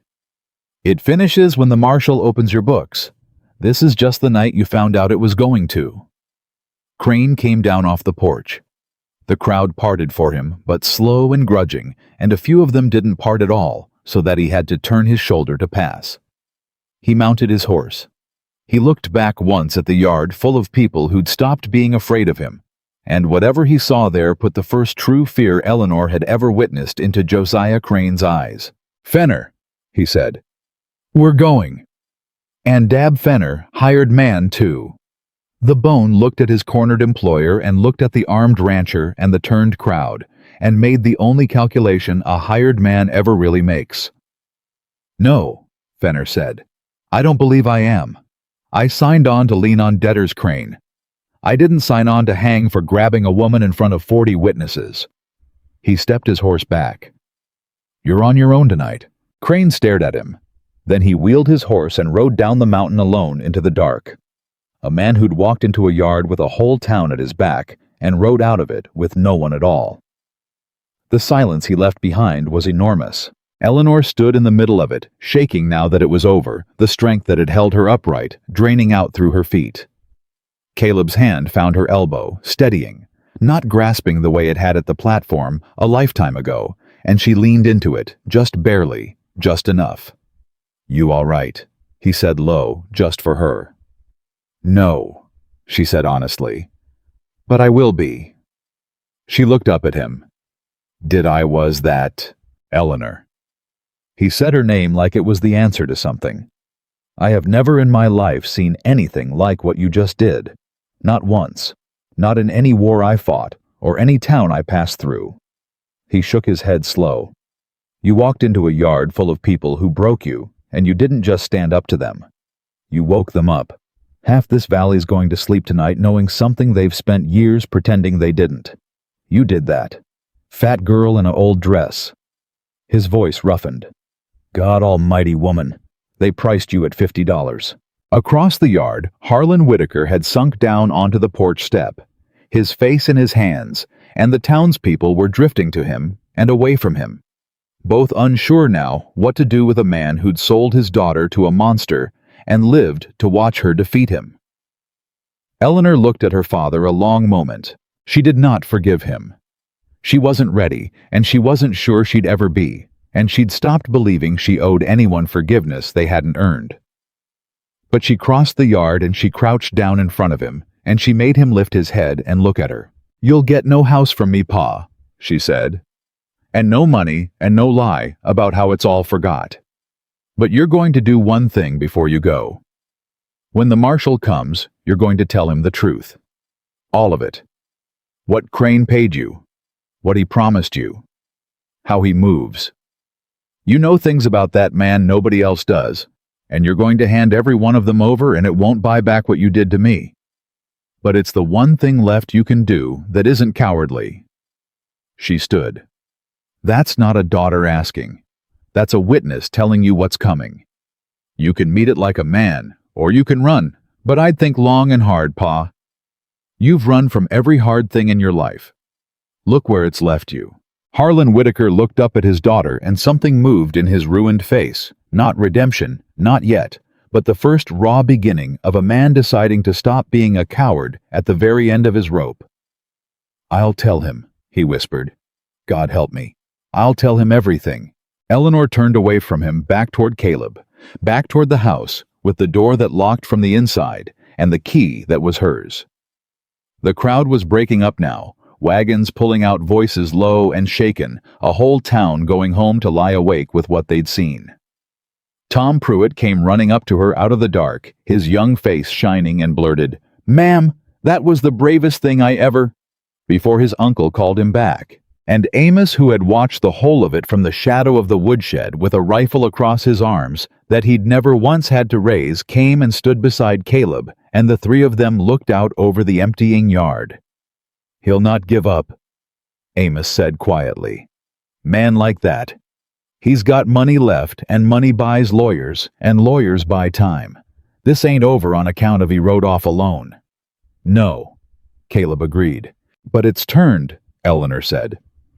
She was still shaking, and Caleb's steadying hand was still at her elbow, and 3 pages of proof were riding a stagecoach east through the dark toward the one man Josiah Crane could not buy.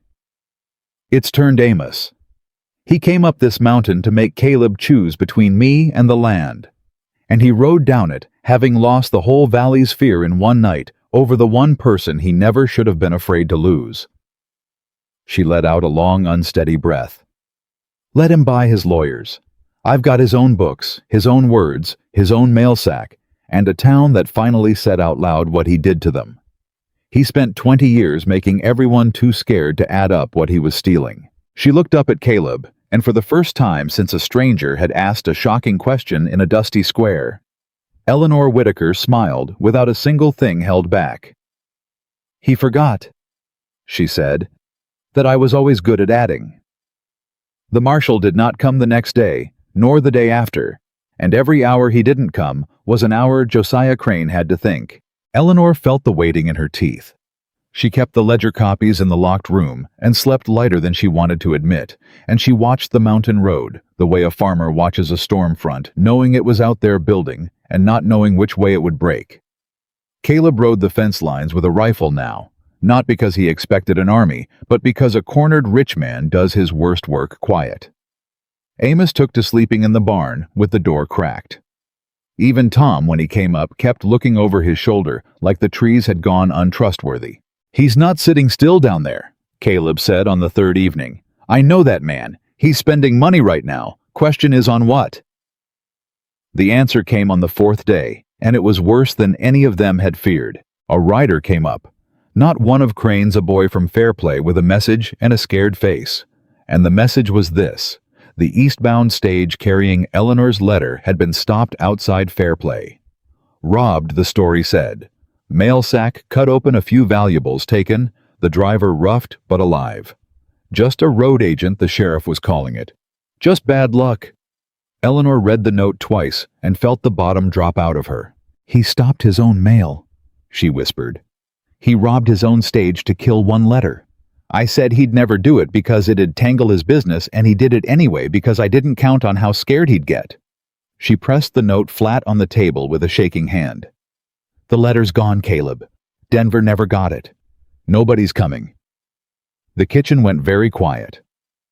"Then we write another," Amos said. "He'll stop every letter now, every stage, every rider. He knows what we're doing."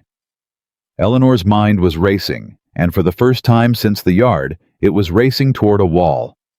He bought himself time, and he'll spend it burning those ledgers. By the time we get word to Denver, any other way there'll be nothing for a marshal to find. Just my word, and a fat girl's word against a rich man's isn't worth the paper. Stop! Caleb said it sharp, and she did. He came and sat across from her and put both hands flat on the table. "You listen to me. You spent your whole life letting one bad hour convince you the whole game was lost. That's the old Eleanor talking, the one who stood on a platform and let them price her. I've watched you these past weeks. You don't quit when a thing goes wrong. You find the thing the other fellow forgot, so find it." His eyes held hers. "What did Crane forget?" Eleanor breathed. She made herself stop staring at the wall and start looking at the board. And then she saw it. "The receipts," she said slowly. "What receipts?" "His freight bills. Every time Crane overcharged a customer, he handed that customer a bill, a receipt, in his own office's hand."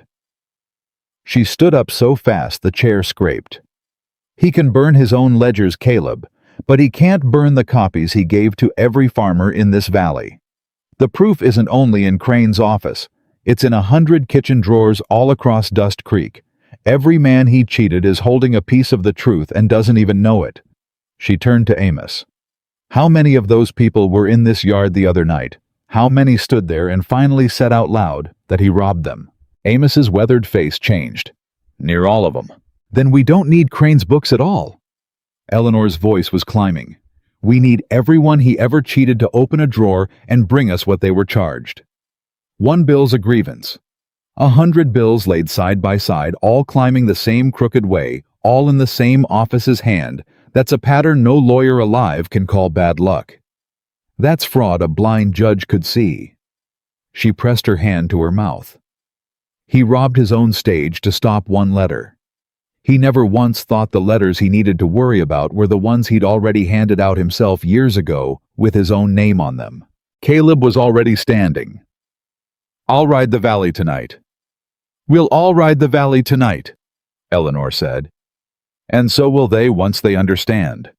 A town that's scared of a man will do nothing, but a town that's found out it's not alone in the wrong done to it." She thought of the dam breaking in the yard, voice after voice. That's a different animal entirely. They rode out under the dark, the four of them splitting the valley between them and Eleanor. Whitaker knocked on doors that had laughed at her a month before. It was the hardest thing she'd ever done. Harder than the yard, harder than the platform, because at least in the yard, the anger had carried her. Now she had to stand on the porches of people who'd priced her and ask them to trust her, and the first 3 doors nearly broke her. "You've got nerve," said the first man, "coming here after you watched my father sell me and said nothing." Eleanor didn't drop her eyes. "I do have nerve. I found it about a week ago. Now you can slam that door and keep being a man who lets a thief bleed him dry because he's too proud to take help from the girl he laughed at. Or you can go to your wife's drawer and bring me every freight bill you ever paid and be part of the thing that finally ends him." She waited. "Your choice, but you make it to my face this time." The man stared at her a long moment. Then he called back into the house. "Martha, get the box off the mantel. All of it." After that, it got easier, the way a thing gets easier once the first stone gives. Word ran ahead of her faster than her horse. By the time she reached the widow Sledges, who'd already heard who was already waiting with a whole crate of her dead husband's papers, half the valley knew what Eleanor Whitaker was collecting and why. They came to her after that. She didn't have to knock. They came up the mountain road with bundles tied in string and cigar boxes soft at the corners and old bills gone yellow, and they set them on Caleb Thornton's table, and they said one after another some version of the same broken thing I always knew. I always knew, and I never said. Make him pay. It took Eleanor 9 days to sort it. 9 days at the desk by the window, with the whole valley's grievance spread out in front of her. And she built from it a thing more damning than any letter, a full accounting of Josiah Crane's fraud farm by farm, year by year, drawn not from his books, but from his own victims' hands, every crooked dollar traced and named and totaled. When she finished, she had a stack of proof a foot high, and a summary so clean and so plain, that when she read it aloud to Caleb and Amos at the table, Amos took off his hat like he was in church. "That'll hang him," Amos said quietly. "That'll do better than hang him," Eleanor said. "It'll give the whole valley back what he took. Every voided debt, every stolen acre. It's all in here." She squared the stack. "Now we just have to put it in front of a man he can't buy, and this time we don't trust it to a stage." They didn't. Caleb himself rode it to Denver the long way over 3 days of hard country, sleeping cold, and off the roads, carrying the foot-high proof in his saddlebags. And Eleanor did not breathe easy for 1 minute of the 6 days he was gone. On the third night, Tom Pruitt came pounding up the mountain to say men had been seen asking after Thornton on the Denver road, and Eleanor spent that night at the window with her mother's voice in her ears, and her hands wrapped white around a coffee cup. And she prayed, which she hadn't done since her mother died, and she was not too proud to admit it. He came home on the 6th day gaunt and saddle-sore and alive, and he swung down in the yard, and Eleanor was across it, before she knew she'd moved, and she stopped herself a foot short of him, with her hands twisting. Because she didn't have the right. She told herself, she didn't have the right to. "It's done," Caleb said. "I got it to the federal land office my own self. Put it in the hands of a deputy marshal named Coyne, a hard man, government to the bone, hates a land fraud worse than sin." He was grinning through the exhaustion. He read your summary standing up in the office and didn't sit down till he'd read the whole foot of it.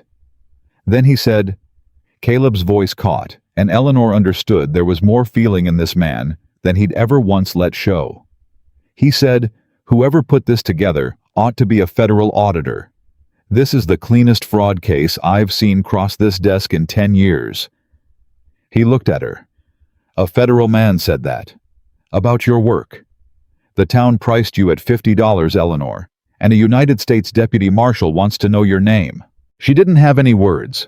She'd been braced her whole life for the world to tell her what she was worth, and it had always been low, always been a joke, always been $50 and a bad dress. And now the world was saying something else, and she found she had no armor built for kindness, no place to put it, and it undid her, the way the biscuits had, the way the unlocked door had. "Marshall's coming," Caleb said, gentle, watching her face. 2 weeks, maybe less. He's bringing the circuit judge and a writ to seize Crane's books before Crane can finish burning them. And when he opens that freight office—" He shook his head. "Your bills'll match what's left of his ledgers line for line. There'll be no wriggling out, not this time." But Josiah Crane was not a man who waited to be seized. Word came up the mountain the very evening before the marshal was due. Crane had called in every debt in the valley at once, all of them in a single desperate stroke. Foreclosure notices nailed to 40 gateposts overnight. A last mad grab to turn as much of the valley into cash and property as he could before the government arrived to freeze it all. He'd bribed the local sheriff to serve every paper by dawn. If he could make himself owner of half the valley before the marshal rode in, he reckoned then it wasn't fraud they'd be untangling anymore. It'd be 100 separate lawful foreclosures. A mess so big and so tangled, a federal court might take years to sort it. And years was all a rich man ever needed. "He's trying to make the theft too big to stop," Eleanor breathed, reading the notice Tom had torn off the widow Sledge's gate. 40 families put out of their homes by sunup. That's his play. Drown the whole thing in ink and hope the judge chokes on it. "The sheriff serves those papers at dawn," Amos said grimly. "Ain't nothing says he can't. Crane owns him. Then we stop the dawn." Eleanor was already moving. "Ride the valley. Every family Crane's serving tonight, tell them one thing. Don't sign. Don't leave. Don't accept service. Not one of them. If 40 families stand on their own porches at dawn and refuse a bought sheriff's papers altogether, that's not 40 foreclosures. That's a whole valley in open revolt against a fraud, and a federal marshal riding in at that exact hour is going to see plain as day which side of it he's on." "They're scared, Eleanor," Caleb said quietly. "Scared people don't stand together. That's how he's held them 20 years. They stood in your yard." Eleanor met his eyes. "They found their voices in your yard the other night all at once over me. They can find their feet at dawn the same way. It only takes one house refusing before the second one finds the nerve." She pulled her shawl on. "I'll take the first house myself. I'll take the hardest one. And when the sheriff comes to serve the widow Sledge, he's going to find me standing on her porch and the widow beside me, and I'll read that bought lawman his own boss's fraud out loud off my summary until he's too ashamed to hand her a paper. Then we move to the next porch, and the next." She did exactly that. The dawn Josiah Crane had planned to be his triumph became the strangest morning Dust Creek ever saw. The sheriff rode out with his fistful of papers and his hired deputies and found at the first house a fat woman in a navy dress standing on the porch steps with a foot-high stack of proof in her arms, and the whole family lined up behind her, and she would not move, and she would not stop reading. And by the time the sheriff had argued and threatened and gotten exactly nowhere, half the valley had heard. He was out serving papers and had come to watch, and a bought man cannot do his buying in front of a crowd that stopped being afraid. House after house it went the same. Eleanor moving ahead of the sheriff, the crowd swelling behind her. 40 families refusing service on their own porches, until the sheriff's sweating horse, undone, threw his papers in the dirt outside the 5th house and said he'd not lose his neck for Josiah Crane's greed, and rode off. And the whole valley let out a roar that Eleanor Whitaker would hear in her good dreams the rest of her life. That was the hour Deputy Marshal Coyne rode into Dust Creek. He was everything Caleb had promised, hard-faced, unhurried government to the bone. And he rode in with the circuit judge beside him and a writ in his saddlebag, and found a whole town standing in the street in the wreckage of a foreclosure that had failed. He listened. He read Eleanor's summary a second time sitting his horse. And then Deputy Marshal Coyne looked down at the woman who'd written it and said the words that ended Josiah Crane. "Ma'am, take me to that freight office and bring your bills." They found Crane there. Of course they did. He was in the back with a fire going in a barrel and half his ledgers already curling to ash. And when the marshal walked in, Crane straightened up with a burned page in his own hand, and there was no lawyer on earth could talk his way out of what 40 witnesses watched him doing. "You're burning your own books, Mr. Crane," Coyne said mildly. "The same hour a federal officer arrives to read them. A man might wonder why an innocent fellow do that." "I don't have to explain my—" "No, you don't." Coyne nodded to his men. "But you're going to." He looked at the barrel at the ash at the ledgers not yet burned. "And it don't matter anyhow. This lady's already rebuilt your fraud out of the receipts you handed your victims. You could have burned every book you own and she'd still have you cold. You spent 20 years, Mr. Crane, making sure nobody in this valley could read a column of figures." Coyne almost smiled. "Should have checked the girl your friend Whitaker put up for sale." Crane's eyes found Eleanor across the smoke. She did not flinch from him. She'd flinched from him once in a yard when the cold went all the way down to her feet. She didn't flinch now. She stood in the doorway of his ruined kingdom with a foot of his own crimes in her arms, and she looked Josiah Crane full in the face. "You asked me once what I could prove," she said quietly. Now you know. They took him out in irons. The whole town watched silent, and it was not a gloating silence. It was heavier than that, the silence of people watching.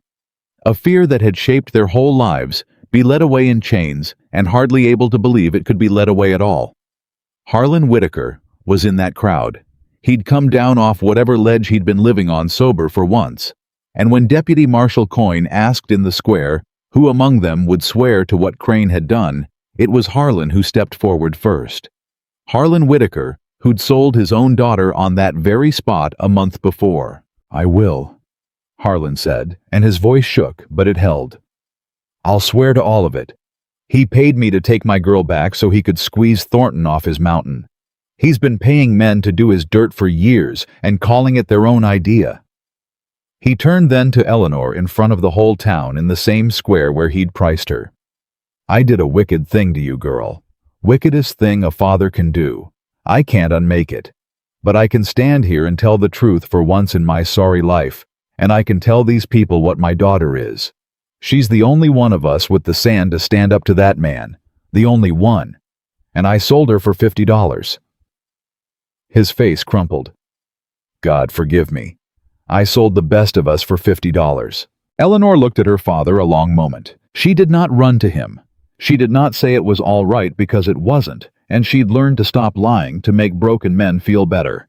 But she crossed the square, and she took his shaking hand in both of hers, and she said so only he could hear. "Testify true, Pa. Every word. That's your road back."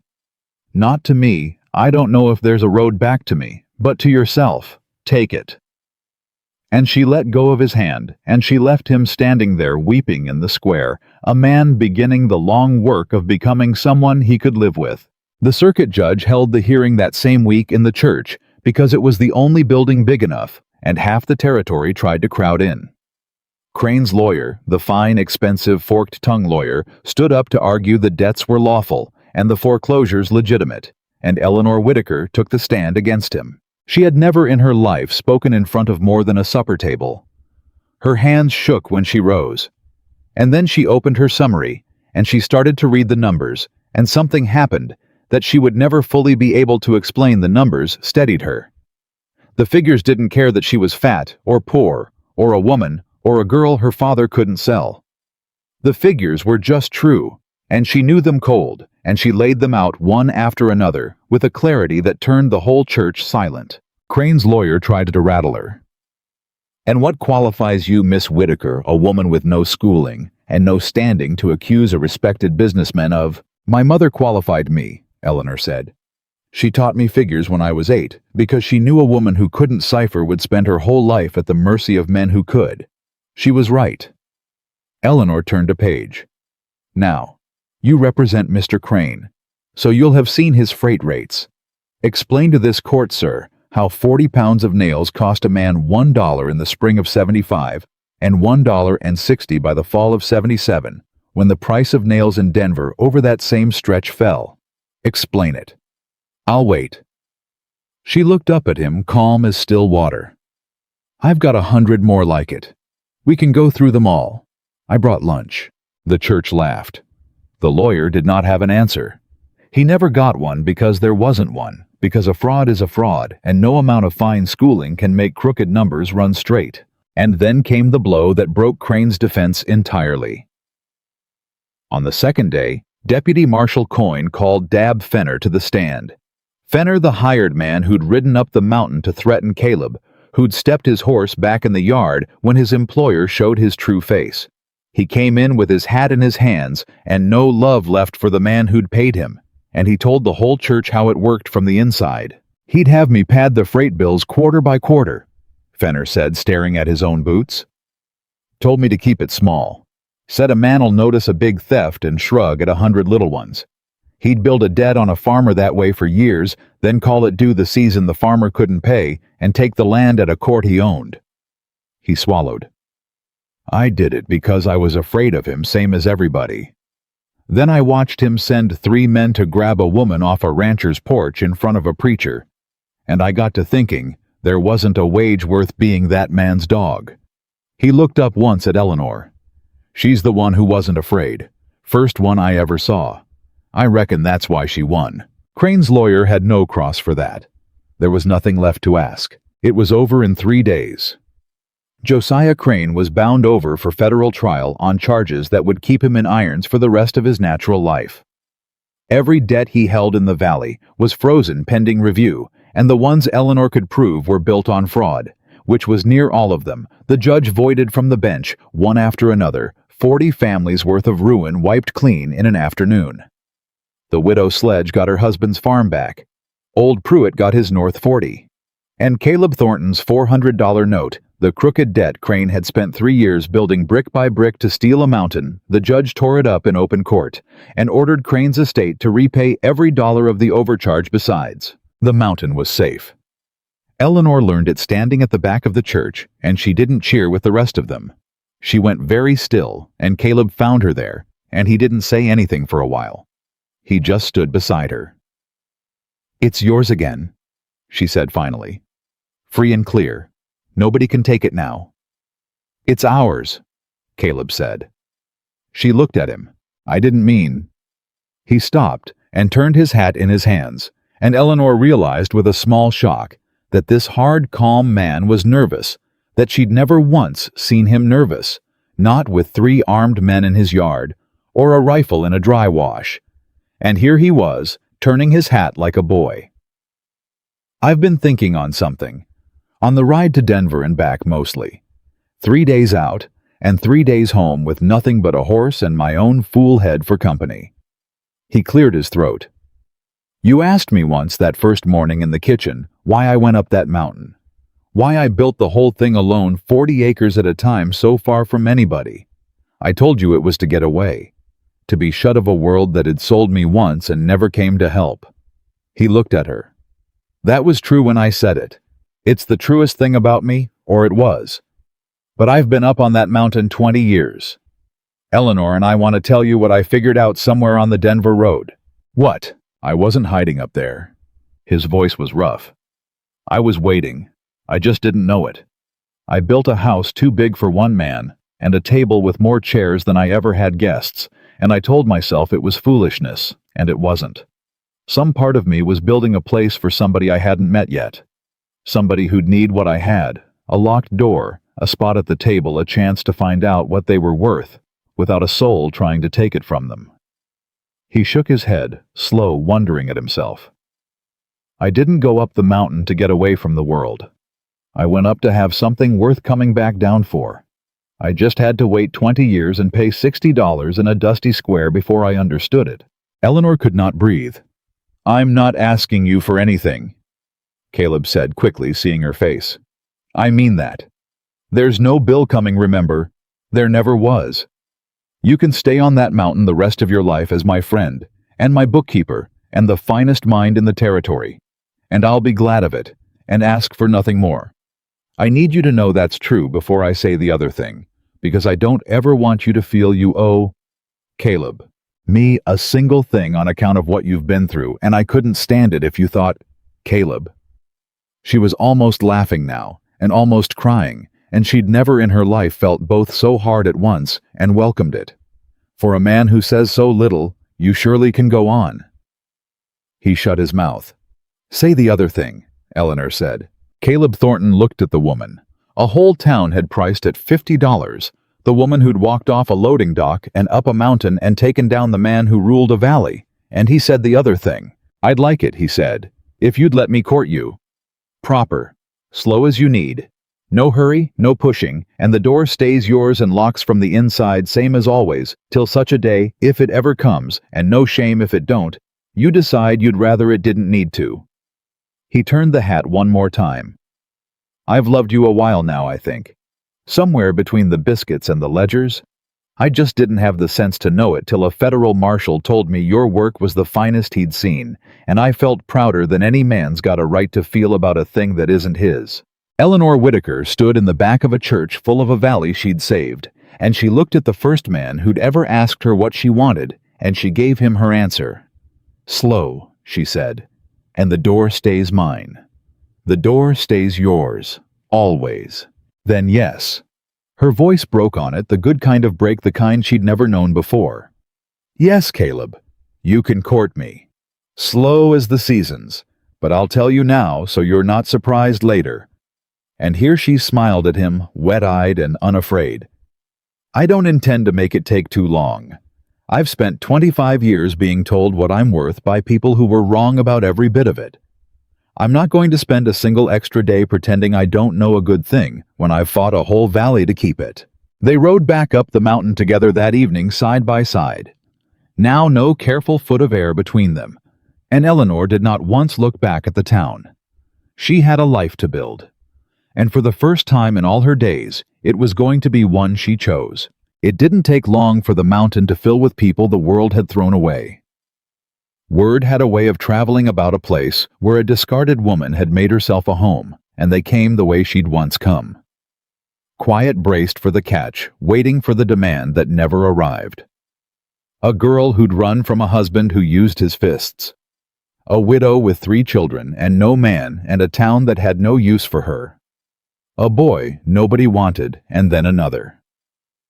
Eleanor took them in the way she'd been taken in, and she showed each one the same thing first, a door that locked from the inside and a key, and the words she'd once been unable to believe. You don't have to earn your right to exist. She started a small school in the front room, teaching letters and figures because her mother had been right. A woman who could cipher was never wholly at any man's mercy, and Eleanor Whitaker meant to put that armor on every woman who climbed her mountain. She planted a garden that fed twice as many as it should have.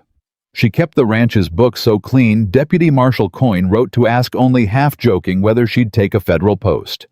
She wrote back that she had a better one, thank you, and it came with a mountain and a garden and a man who'd asked her a question in a dusty square when nobody else would even meet her eye. And on the evenings when the work was done, and the people she'd gathered were fed and safe behind doors that locked from the inside, Eleanor and Caleb would sit on the porch, slow as the seasons, and say very little in the comfortable way of 2 people who'd both been thrown away once and had found on a hard mountain in the middle of nowhere that the thing the world discards is sometimes the very thing that was worth the most all along. The courting went slow as she'd asked, and then the way true things do it stopped feeling slow at all. By the time the first snow came and melted, and the garden woke a second time, Eleanor Whitaker had stopped locking her door at night, not because anyone made her, but because one morning she'd simply noticed the key had hung on its nail for a month, and she'd slept fine, and she'd left it there. Caleb never once mentioned it. That was his way. He'd learned early that the surest way to send a wounded thing back into hiding was to point at the moment it stepped into the light. They were to be married at the summer's turn. And the mountain that had held one lonely man for 20 years now held more souls than Eleanor could count. On both hands, the girl who'd run from a husband's fists, gone quiet and healing. The widow with 3 children teaching the little ones their letters right alongside Eleanor now. 2 boys nobody had wanted grown brown and loud and unafraid. And more coming every month following the strange rumor that ran through the low places of the territory. There's a woman on a mountain in Colorado who'll take you in and ask you for nothing. She had become without ever meaning to the very thing she'd once needed and never had. She should have known Josiah Crane wouldn't let her have it clean. The rider came up on a Tuesday, and Eleanor knew before he opened his mouth that the piece was over because she'd learned to read a scared face at 40 paces. It was the widow Sledge's boy again, older now and breathless from the climb. "Miss Eleanor," he gasped. "You gotta come down. Crane's lawyer's back. There's a new one a Denver man fancy, and he's filed papers at the land office, and folks are saying—" He swallowed. "Folks are saying it's about your mountain, about this place. He's coming for the refuge." The kitchen, full of women and children a moment before, went still. Eleanor set down the bowl she was holding. "Crane's in a federal jail awaiting trial. He's got nothing left. The debts were voided. What could he possibly—" "That's the thing, ma'am." The boy's voice dropped. "The Denver lawyer's not arguing the debts.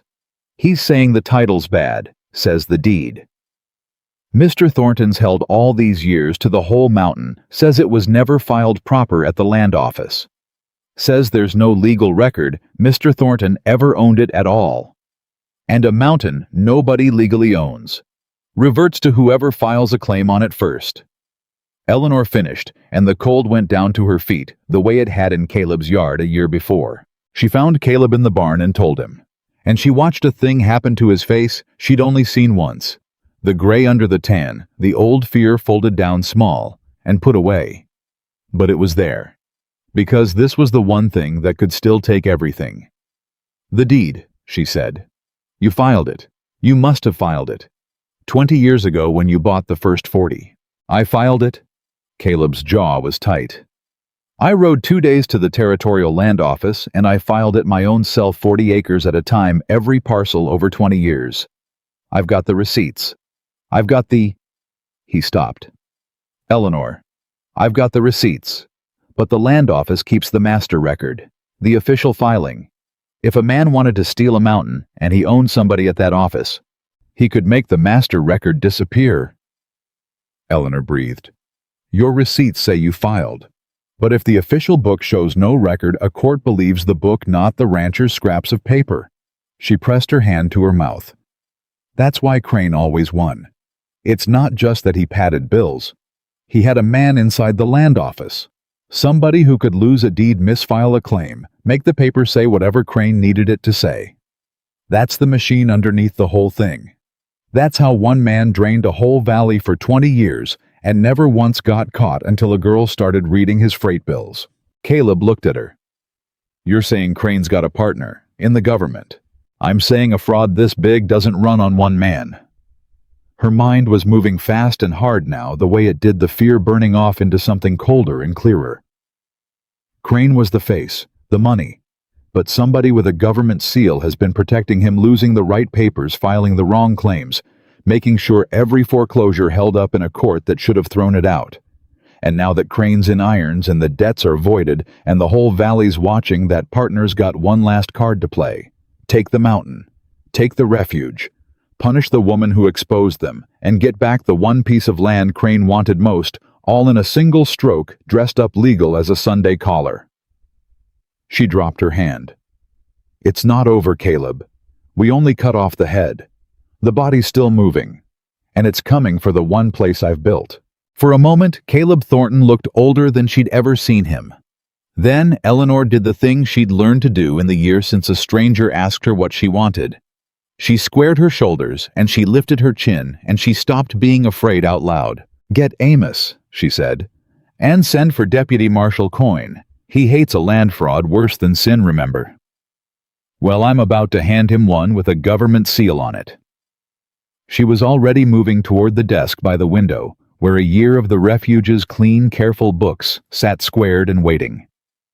"Crane thought I'd stop at his freight bills. This new man thinks I'll be too scared or too grateful for my little mountain to look under the last rock. They're both about to learn the same lesson." She pulled out a fresh sheet of paper. "You don't threaten a woman's home and expect her to stop counting." Finding the partner took her 11 days, and it near broke her before it broke him. She started with Caleb's filing receipts, 20 years of them, and against each one, she needed the matching entry in the Territorial Land Office's master record. And the master record, of course, was the very thing she couldn't see, because it lived in the office of the man she was hunting. So she did what she'd done before. She went sideways. She went to the victims. Because a land office doesn't only serve one rancher. Every filing, every claim, every foreclosure in the valley had passed through that same office and that same official's hands for 20 years, and every one of them had left a trail somewhere. A copy in a farmer's drawer, a notice in the county paper, a record with the circuit court that the land office couldn't reach to alter. Eleanor gathered them the way she'd gathered the freight bills, and she laid them side by side, and she looked for the pattern, and the pattern was there, as ugly and clear as the freight ledgers had been. Every single foreclosure Crane had ever won. Every claim that had ever gone his way. Every deed that had ever mysteriously vanished when a debtor tried to prove ownership. All of it had passed under one signature. One name appearing again and again across 20 years of quiet ruin. The Territorial Land Commissioner. A man named Ezra Vance. The very official whose office was now filing the claim that Caleb Thornton's mountain had never been legally his. He signed his own crimes, Eleanor said when she laid it out for Coyne at the church, the whole foot-high proof of it stacked on the altar rail. for 20 years. He thought no one would ever put it together because no one ever had reason to gather papers from 100 different drawers and read them all at once. Crane bled the valley, and Vance covered the tracks, and between them they owned the money and the law both, and there was no daylight between them anywhere a normal man could reach. She set her hand flat on the stack. "But I'm not a normal man, Marshall. I'm a woman my own father couldn't sell for $50, and I've got nothing better to do with my life than add up exactly what these two stole. So, here it is. Every dollar, every acre, every lost deed traced to the same hand. You wanted a land fraud with a government seal on it." She almost smiled. "I brought you the seal." Deputy Marshal Coyne read it standing up the way he'd read her first summary, and when he finished, he was quiet a long moment. "Miss Whitaker," he said finally, "I've served this territory 11 years. I always figured somebody upstairs was dirty. Everybody figured it. Nobody could ever prove it because you can't prove a thing about the men who keep the records, they just change the records." He looked at the stack like it was something holy. "You didn't go at the records. You went around them. You rebuilt the whole truth out of the pieces he couldn't reach." He shook his head slow. "There's federal auditors in Denver couldn't have done this. And you did it in a farmhouse in 11 days defending your own home." "I had motivation," Eleanor said. But even as Coyne rode for Denver with the proof of Ezra Vance's 20 years of fraud, Vance made his move because a cornered man with a government seal is more dangerous than a cornered man with only money. He didn't send hired guns this time. He sent the law. Vance had the territorial court issue an eviction lawful on its face, stamped and sealed, ordering every soul off the unowned mountain within 3 days, pending the resolution of the title dispute. It was the cruelest stroke he could have found, and he found it on purpose. Put the refuge out first, scatter the thrown-away women and children Eleanor had gathered, empty the mountain of the very thing that made it worth saving. And then whatever a Denver court decided, months later the damage was done and the point was made. This is what happens to a woman who counts. The paper came up the mountain in the hands of a sheriff's deputy who could not meet Eleanor's eyes. "I'm sorry, ma'am," he mumbled. "It's a lawful order. 3 days, all of you. I got no choice in it." And Eleanor stood on the porch of the home she'd built with a dozen frightened faces gathered behind her in the doorway. The women, the children, the boys. Nobody had wanted all of them watching to see whether the one place that had ever taken them in was about to be taken away. And she felt the whole weight of it settle on her. She could not outlawyer a stamped order in 3 days. She could not get Coyne back from Denver in time. Everything she'd built could be scattered to the wind by a piece of paper before the truth ever caught up. And that was when Harlan Whitaker climbed the mountain road. Eleanor hadn't seen her father in months. He'd testified against Crane like he'd sworn to every word, and then he'd gone quiet. And she'd heard he was working. Actually working a hired hand on the widow Sledge's returned farm. Sober, saying little, a man doing the long, slow labor of becoming someone he could live with. She had not gone to see him. She hadn't been ready. She wasn't sure she ever would be. But here he came up her road on foot, hat in his hands, and behind him, Eleanor's breath caught behind him, came others. The widow Sledge, old Pruitt, and his nephew Tom. The man who'd told his wife to get the box off the mantel. A dozen families, then 2 dozen, then more than she could count, climbing the mountain road toward the refuge, a whole valley on the move. "What is this?" Eleanor said, coming down off the porch. "Pa, what have you done?" "Ain't done nothing but talk, girl," Harlan said, and his voice was steadier than she'd ever heard it. "Turns out, that's a thing I'm finally good for." He turned and gestured at the crowd still climbing. "That eviction paper says 3 days to clear the mountain. Well," his weathered face set, "we come to make it hard. All of us. You put 40 families out of their homes at dawn a year ago, and this valley stood on its porches and wouldn't move on account of you. So we figured we'd return the favor. That deputy wants to clear this mountain." Harlan looked at the sheriff's man who had gone pale. "He's going to have to clear the whole valley off at first, and we don't move easy anymore. You taught us that." Eleanor could not speak. "There's more." Harlan said quieter now, just for her, and he reached into his coat and brought out something wrapped in oilcloth, and his hands shook as he held it. "I've been carrying this a long while, waiting till I had the sand to give it to you. Reckon now's the time." He unwrapped it. It was a bundle of papers, old and yellowed and careful kept. "Your mama's things. I kept 'em when she passed. Couldn't look at 'em, couldn't throw 'em out. But last month I finally opened 'em, and Eleanor—" His voice broke. "Your mama kept records, same as you.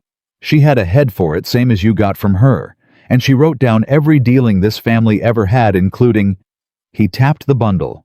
"Including the deed to a piece of land your granddaddy left her. Land on this very mountain, the lower 40 where your garden sits now." Eleanor's whole world tilted. "What are you saying, Pa?" "I'm saying Caleb Thornton bought the upper mountain 40 acres at a time and filed every parcel like an honest man." Harlan pressed the bundle into her hands.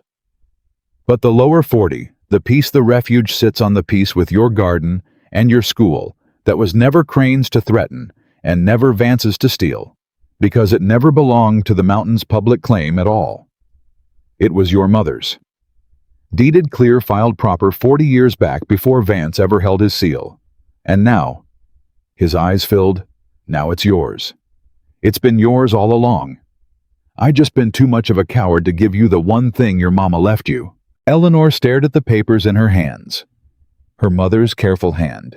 The same hand that had taught her figures at 8 years old, reaching across 20 years and the grave, to hand her daughter the ground beneath her own feet. "You can't evict me off my own land," she said slowly, understanding, rising in her like a tide.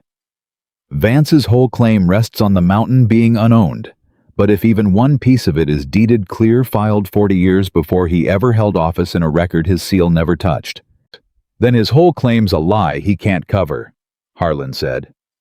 "Because he can't lose a deed that's already in the county court's oldest books from before his time. It breaks the story.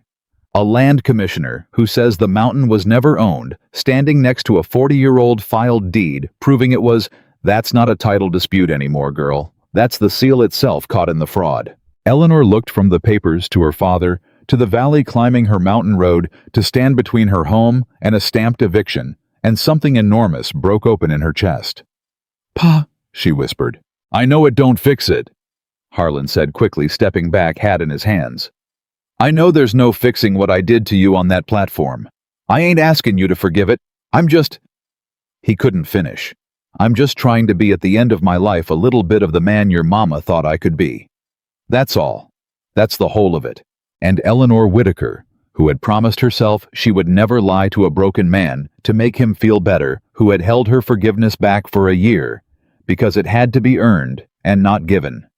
Eleanor looked at her father standing there, having climbed her mountain with a valley at his back, and her mother's last gift in his shaking hands, and she found that somewhere in the year of building and healing and becoming, without her ever deciding it, the forgiveness had grown. She crossed the distance between them, and she put her arms around her father for the first time in longer than either of them could remember, and she felt him break down against her, this ruined, weeping man who had sold her and come back to help save her. And she held him up the way no one had ever held her up before. Caleb Thornton reached out a hand at a loading dock. "It's a start, Pa," she said into his shoulder. "It's a start. That's all any of us get." The eviction's deadline came 2 mornings later, and Ezra Vance did not send one nervous deputy this time. He sent the sheriff himself with 6 men and a wagon to haul out whatever wouldn't walk, because a land commissioner with a scraped record book knew his only hope now was to make the eviction a fact. Before the truth reached Denver, an emptied mountain is a hard thing for any court to unempty. They found the mountain road blocked by the whole valley, not with guns. That was the thing Eleanor had drilled into every soul who'd climbed up to stand with her. No weapons, no threats. Nothing a paid sheriff could call a riot and answer with a rope. Just people. 200 of them more standing shoulder to shoulder across the road and up the slopes on either side. Families who'd been robbed for 20 years standing between a bought sheriff and the one woman who'd fought back. "Clear the road," the sheriff called, and his voice didn't carry the way he wanted it to. "This is a lawful order. Every one of you standing here's obstructing, Then arrest us." It was old Pruitt who said it, stepping forward with Tom at his side. "All 200. You got a wagon big enough, 'cause we ain't moving, and neither's she, and you're going to have to explain to a federal marshal why you dragged a valley off a mountain for a land commissioner who's about to be arrested his own self." The sheriff's face went uncertain.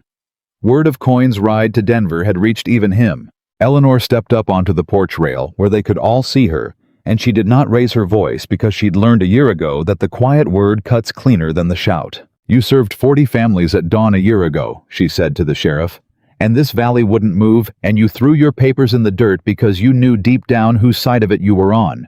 You know it now, too. That order in your hand was signed by a thief to steal a mountain to punish a woman for the crime of catching him." She held his eyes. "You can enforce it. You've got the men. But every person on this road will remember which morning you chose, and so will the marshal riding back from Denver right now with a warrant for the man who signed your paper.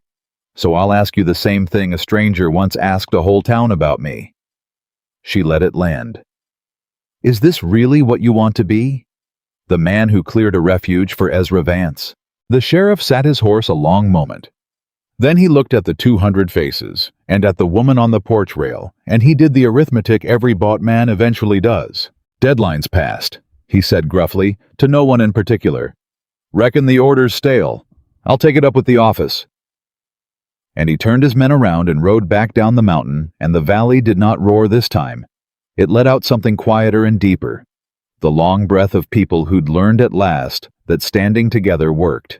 When Deputy Marshal Coyne came back up the mountain road 4 days later than the eviction's deadline because a valley of families had made the mountain impossible to clear, and the sheriff had thought better of it, he came with a federal warrant for Ezra Vance and a face like a thundercloud. Denver moved fast for Denver. Coyne told them standing in Caleb's yard with the whole refuge and half the valley gathered round.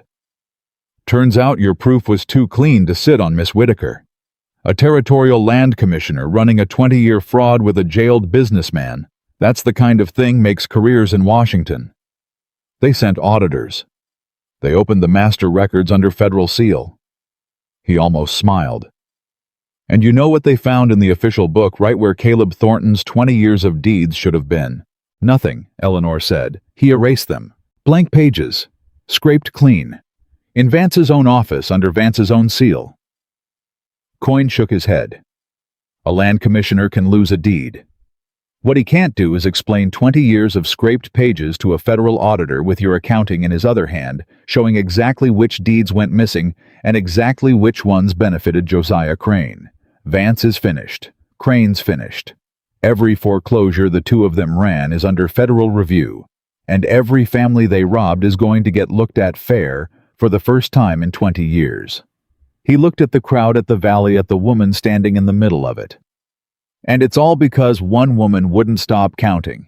The valley roared the way it had roared a year before, and this time Eleanor let it wash over her and didn't go still because she'd learned in the year between how to stand inside a good thing and let herself feel it. Vance's claim on the mountain collapsed the moment the fraud came out, and Eleanor's mother's 40-year-old deed to the lower 40 stood exactly as Harlan had promised.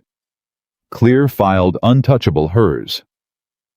Caleb's 20 years of receipts matched against the scraped pages proved the upper mountain his beyond any court's doubt. The refuge was safe.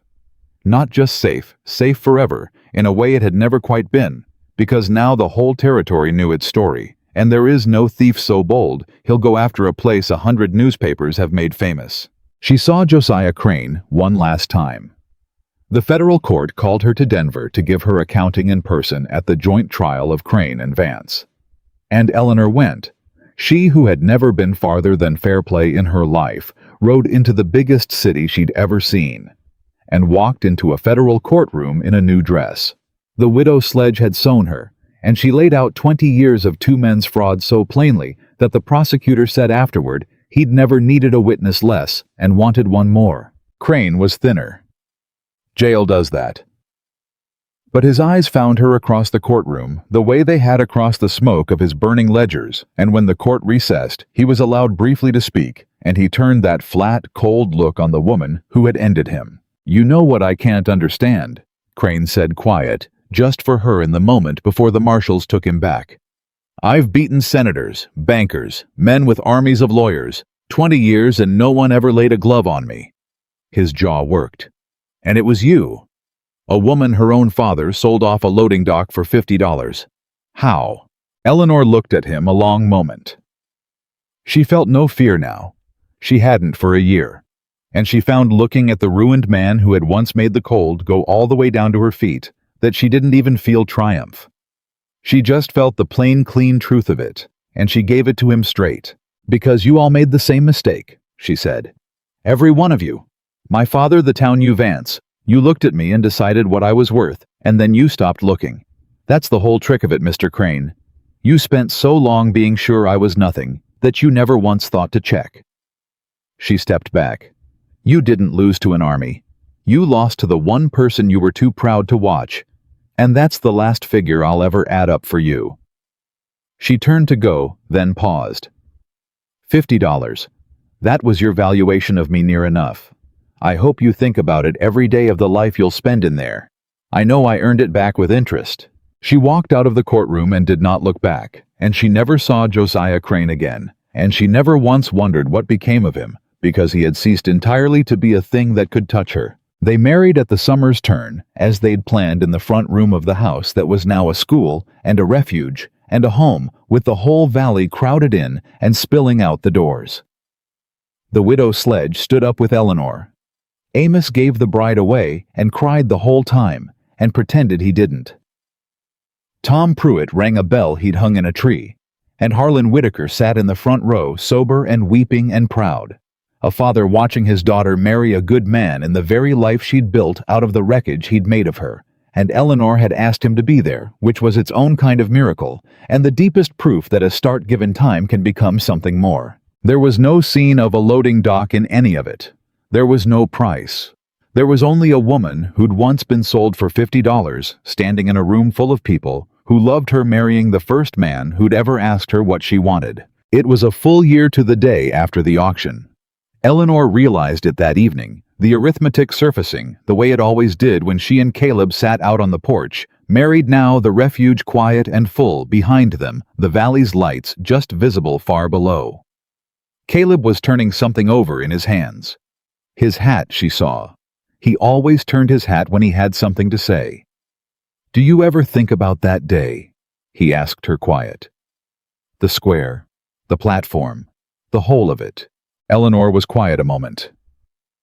"Every day," she said. "Not the way you'd think. Not with the old shame. I used to carry that day like a stone in my chest. $50. The faces. My own father's hand held out for the coins." She looked out over the valley she'd saved. "Yes, Caleb. I think about it every single day. Because that was the day everyone in my whole world decided out loud in front of God, and everybody, that I had no value at all." She turned to look at him, and there were tears standing in her eyes, but she was smiling the whole unguarded smile she'd never once had before she came up this mountain. "And it was the day I learned they were every last one of them wrong." Caleb reached over and took her hand the way he'd first reached up to help her down off a platform a year and a lifetime ago, steady, calloused, asking nothing. "They were wrong," he agreed. "They were wrong about all of it," Eleanor said. "My father priced me." The town laughed. Crane feared me and Vance tried to bury me, and every one of them was working off the same lie that a person's worth is whatever the world will pay for them.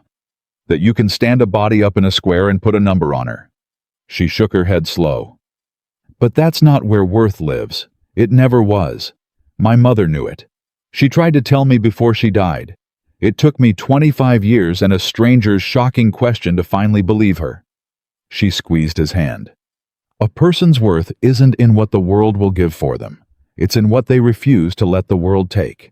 Below them in the house, full of the thrown away and the taken in, a child laughed in her sleep, and a woman who'd once flinched at every raised voice hummed as she banked the fire, and a mountain that had held one lonely man for 20 years held a whole family. Now in the door on every room locked from the inside, and every key hung on its own nail waiting for the day its owner would leave it there and finally sleep, The town of Dust Creek does not call Eleanor Whitaker by the cruel names anymore. They stopped one by one over that long year as the story of what she'd done ran through the territory and doubled back on them. Now when they speak of her at all, they speak of her the way you speak of the one good thing that came out of your town's worst hour. They call her the woman who gave a whole valley back its voice. The woman who reads figures no man can hide from. The woman who takes in the ones the world throws away. And on the day they finally understood what she'd become standing in a square where they'd once tried to sell her, they gave her the only name that ever fit the woman they mocked, who became the woman they needed. Because sometimes the person the world weighs and prices and casts aside as worthless is carrying unseen inside her the exact thing that world will one day be saved by. And every soul who ever looked at Eleanor Whitaker and saw only $50 had it backwards from the very start. The world does not decide what you are worth. You do, and the moment you refuse to let it be taken from you, no man alive, however rich, however cruel, however sure, can ever price you again.